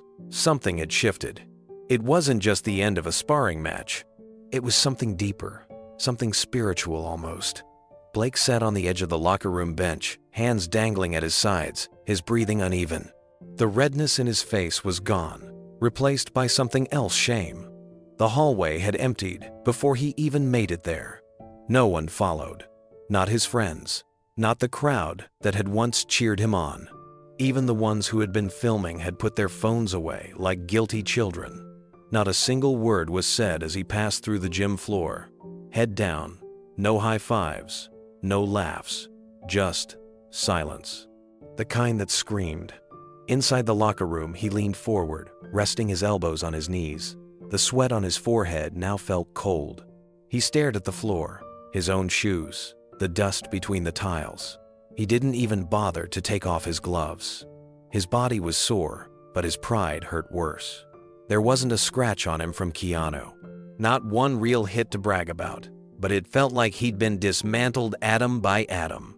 He reached into his gym bag and pulled out his phone. The group chat with his crew was silent. No, bro, you good? No memes.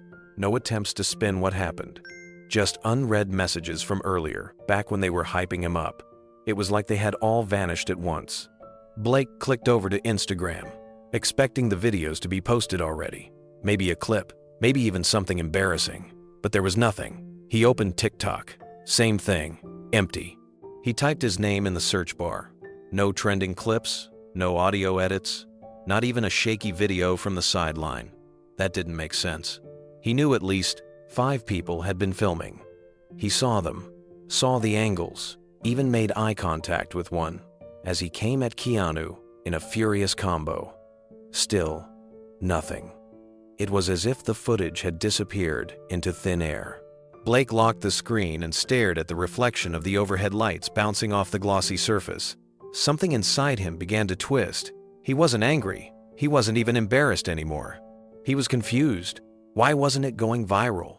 Why wasn't he the joke of the day? Then, it dawned on him. Maybe it wasn't just silence. Maybe it was mercy. Outside the locker room, the gym had returned to motion. Slowly, cautiously, Keanu stood at the far end, back at the heavy bag, wrapping his hands, one by one, calm, quiet, as if none of the drama had happened, as if he hadn't just dropped a local celebrity to his knees without leaving a bruise. A few members resumed their workouts, though much softer than before. Even the clinks of weights seemed more respectful.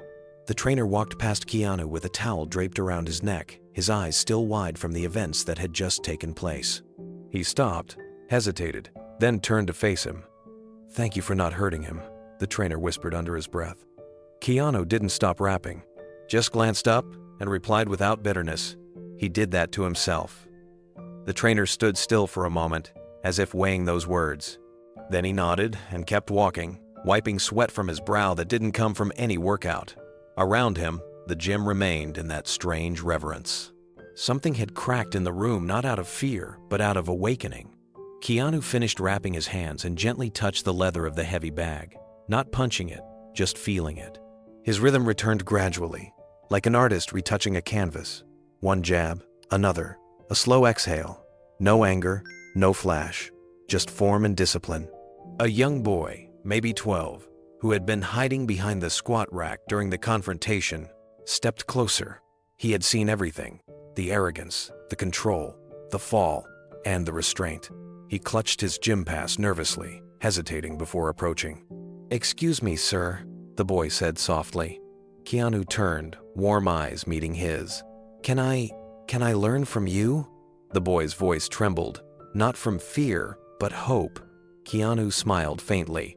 "You already did."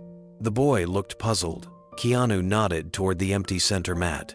"Sometimes the best lessons come without a single word." The boy nodded slowly, as if trying to absorb something far bigger than technique.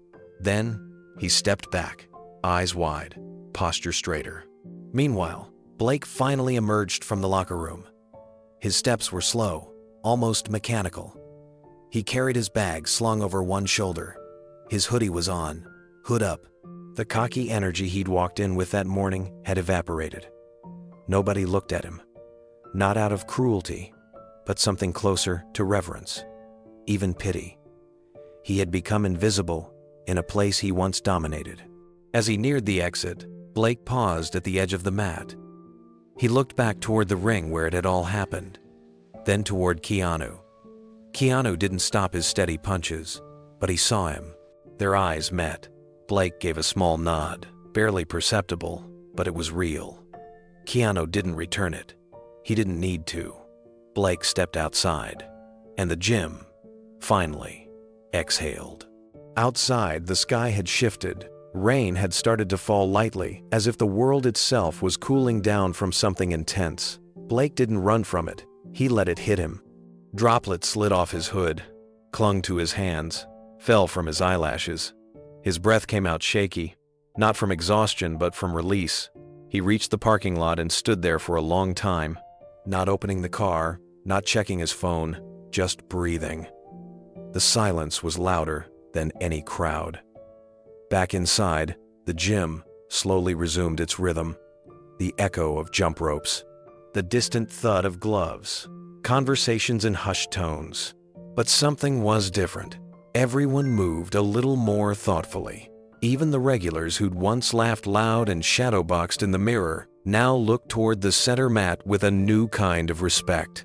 Keanu had taken nothing from Blake but ego, and in doing so, he had given the gym something it didn't know it needed.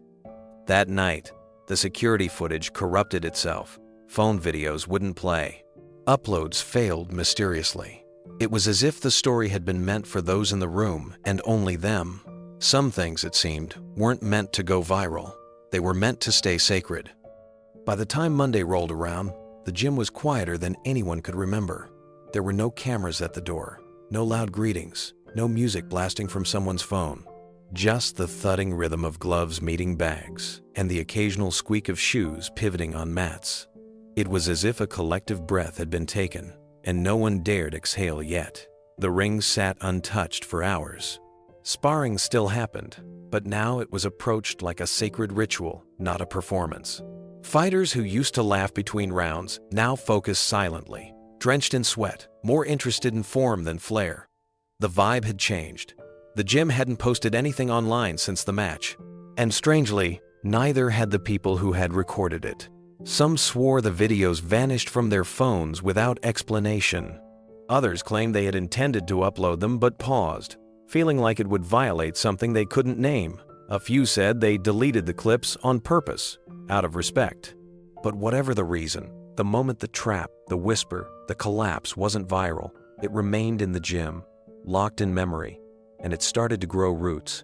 Younger fighters, who once looked up to Blake for his swagger, began watching Keanu instead. Not with fanboy awe, but with something heavier, reverence. A few started copying his movements, slow and calculated. His habit of wrapping his own hands, no matter who offered to help. His warm-ups that began not with jumps or kicks, but with stretches, breath control, and silent shadow boxing. One kid, barely 19, stood in front of the mirror for an hour, trying to mimic Keanu's shoulder movement, how he slipped strikes without stepping back. Another started journaling after training, quietly inspired by something Keanu had once been overheard saying. Every session writes a sentence in the story of your discipline. Even the staff felt it. Daryl, the grizzled trainer who'd worked with UFC stars and Olympic hopefuls, found himself walking slower through the space. He used to bark corrections. Now he leaned in, said less, measured his words. He'd caught Keanu sitting with one of the rookies on the bench in the back hallway, not talking technique, just listening. That stuck with him. Daryl's wife asked him what had changed. He answered without thinking, "The gym feels honest again." And then, nearly 2 weeks after the match, Blake came back. There was no warning, no Instagram post, no entourage. Just the creak of the front door and the sound of gym shoes squeaking across concrete. He wore a plain black hoodie and had the hood up, head lowered. No one approached him, but no one stopped him either. He didn't ask to spar. He just walked to the heavy bag in the far corner, the one most people avoided because it was old and uneven.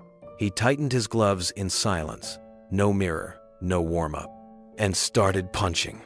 The first few punches Blake threw were stiff, like he was still fighting ghosts. He didn't grunt, didn't growl, just hit the bag with slow, precise jabs, each one landing softer than the last. His shoulders were lower, his breath more measured, and this time, he wasn't looking to be seen. Keanu was there that morning, though few noticed. He stood at the far end of the gym, his hoodie up, hands wrapped, working the speed bag.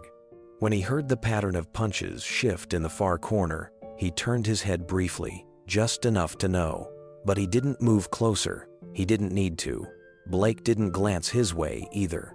For once, the space between them wasn't filled with posturing or challenge. It was filled with acceptance. Not forgiveness yet, maybe not even understanding, but the beginning of something else. Something stillness could grow in. Later that afternoon, one of the teenage fighters quietly asked Keanu if he could train with him for a few minutes. Keanu nodded. They didn't speak much. Just moved mirror drills, footwork patterns, short bursts of pad work. But the boy's eyes were focused, not distracted like before. He absorbed everything, not just the technique, but the calm, the humility, and others began to follow. Soon, pairs started working in corners of the gym, helping each other instead of competing. Fighters were stretching out their teammates after rounds. Gloves were hung carefully instead of tossed. Nobody called it out, but everyone knew the culture had changed. The transformation wasn't loud. It didn't announce itself, but it echoed in small things: a nod instead of a smirk, a towel shared instead of left on the bench, a compliment whispered after a clean combo. These were ripples that had started the moment Blake dropped to one knee, and Stallone said 6 unforgettable words. "This is what strength looks like." Those words didn't vanish like the footage. They lived on in the walls, in the mirrors, in the pause between rounds, when a fighter reconsidered whether to swing harder or smarter. Keanu never spoke about what happened. He didn't need to. And yet, somehow, every fighter who stepped through the door afterward walked a little taller. Not with pride, but with purpose. Even the music in the gym changed. The blaring trap beats that used to fill the air were turned down, replaced by quieter instrumentals or left off entirely. People listened more to their breath, their rhythm, their bodies. They listened to silence and what it could teach. Weeks later, a newcomer asked the trainer about the shift. "Why does everyone here train like they're meditating?" he asked, half joking. The trainer just smiled and replied, "We had a reminder that real power doesn't need to shout." And in the far corner, Blake hit the heavy bag with smooth precision. No flash, no audience. Just work, focused, present. The bruise on his ego had faded, but the imprint on his spirit remained. He was no longer trying to be someone else's definition of strong. He was learning to be his own. Keanu stood by the ring ropes, watching without watching. He adjusted the wrap on his wrist and gave a quiet nod, not to anyone in particular, but to the moment itself. The gym had changed, but more importantly, so had the people inside it. And it all started with a lesson that never needed to be spoken again. The gym was still quiet when Keanu arrived that morning. The walls echoed only with the soft rhythm of jump ropes and the occasional thud of a glove against a heavy bag.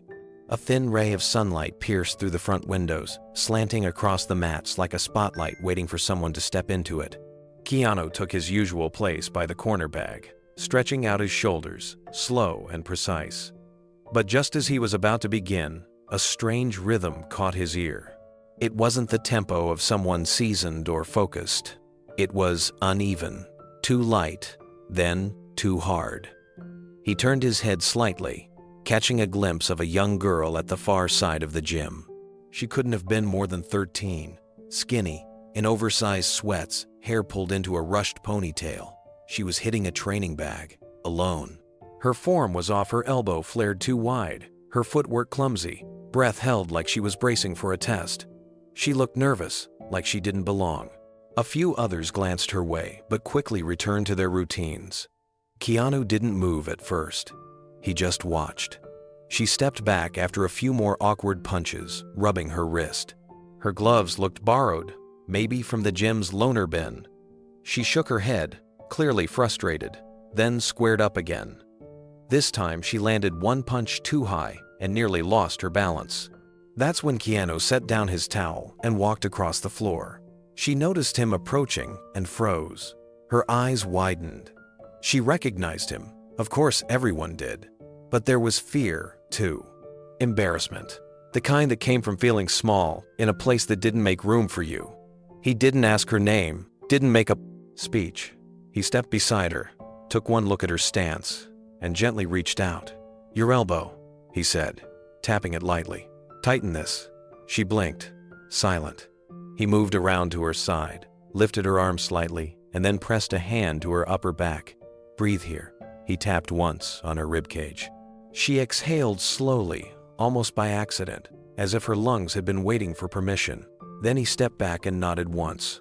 "Again," he said. She threw another punch. This time it landed cleaner. Her eyes lit up. He didn't need to say anything else. She reset her stance without being told. The next punch came with more control, her breathing steadier now. Keanu didn't hover, didn't correct again. He simply stood nearby, letting her figure it out with that small bit of guidance. One punch, then another. She started to find rhythm. Across the gym, a few heads turned, not because Keanu was standing there, but because the energy had shifted. It wasn't about fame, it was about presence, and everyone in the room felt it. Stallone stood by the far wall, towel draped around his neck, sipping water.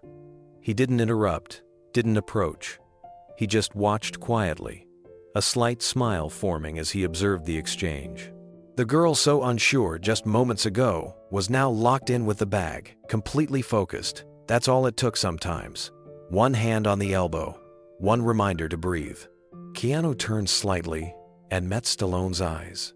Stallone said softly, more to himself than anyone else, still teaching without words. Keanu gave a faint nod, then looked back at the girl. She'd landed a punch that made the bag sway just right.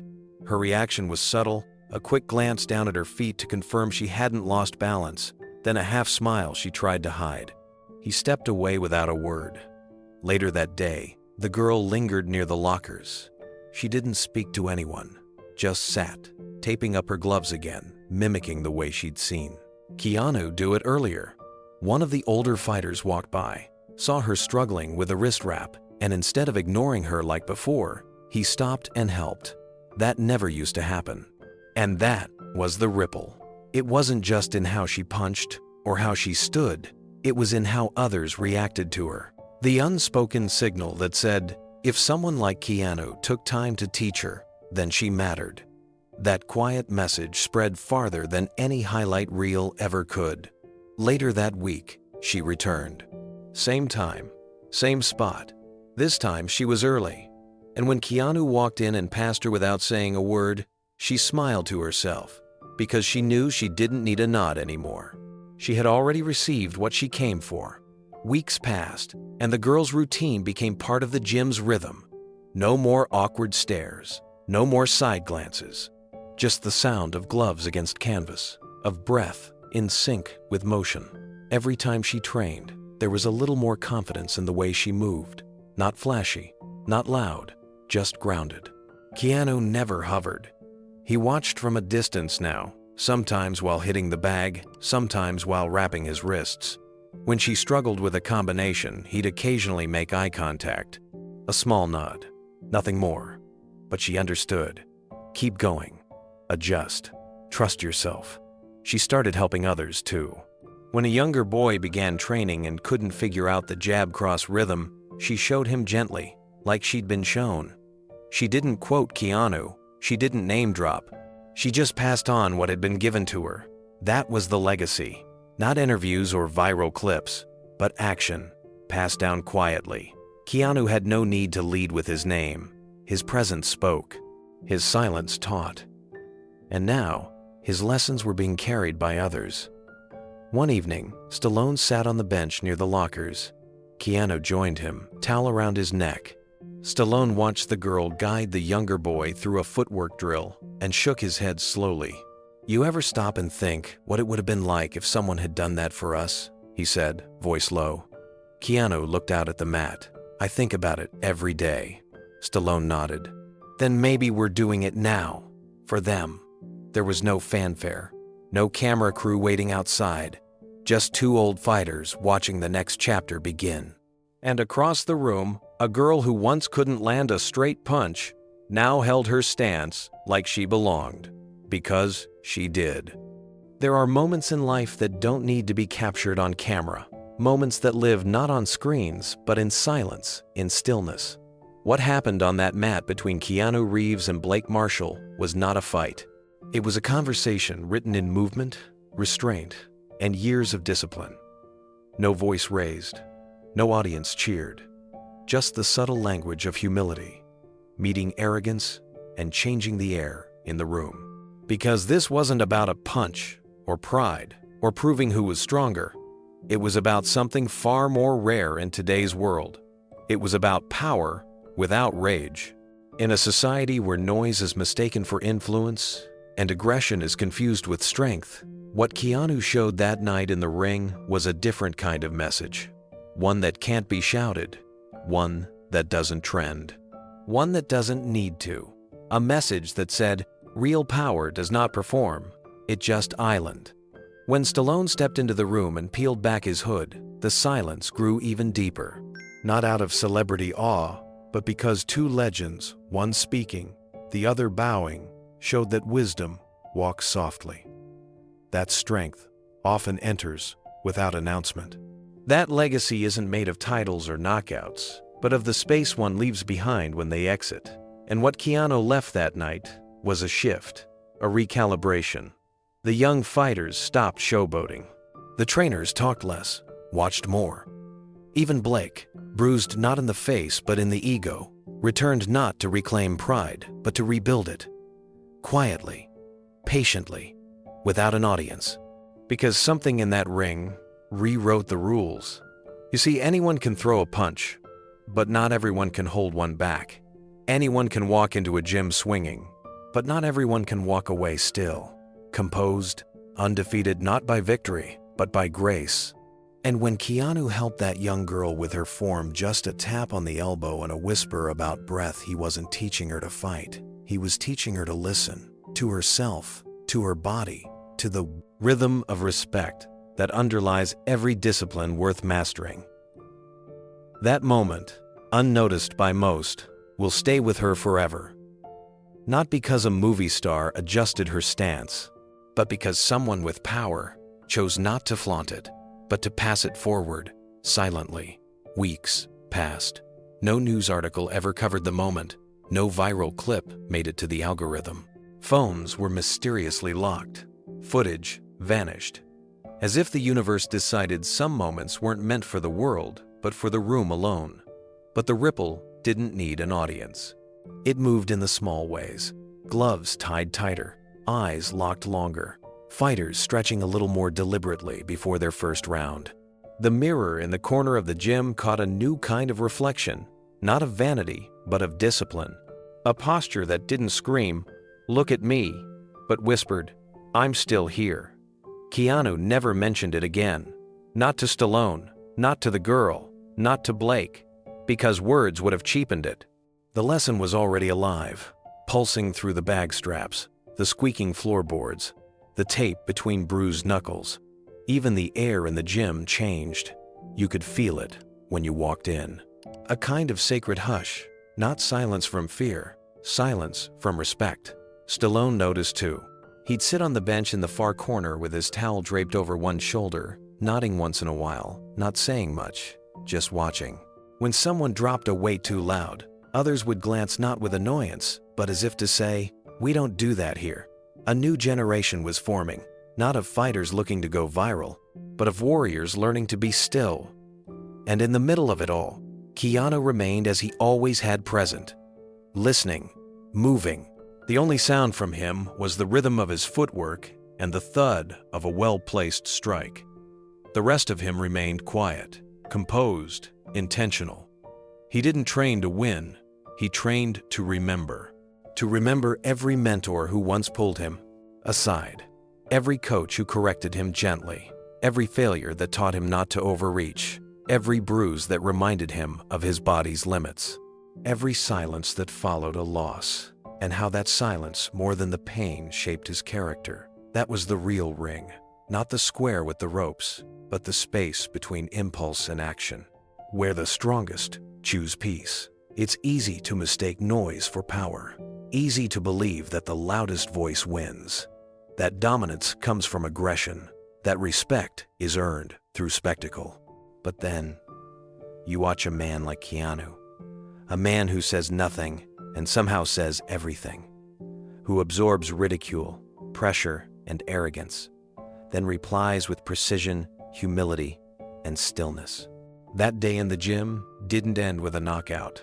There was no triumphant yell, no fist raised to the sky. Just 6 words from Stallone, a quiet bow, a young man limping away, and a room forever changed. It wasn't about a punch, or pride, or proving anything at all. It was about control.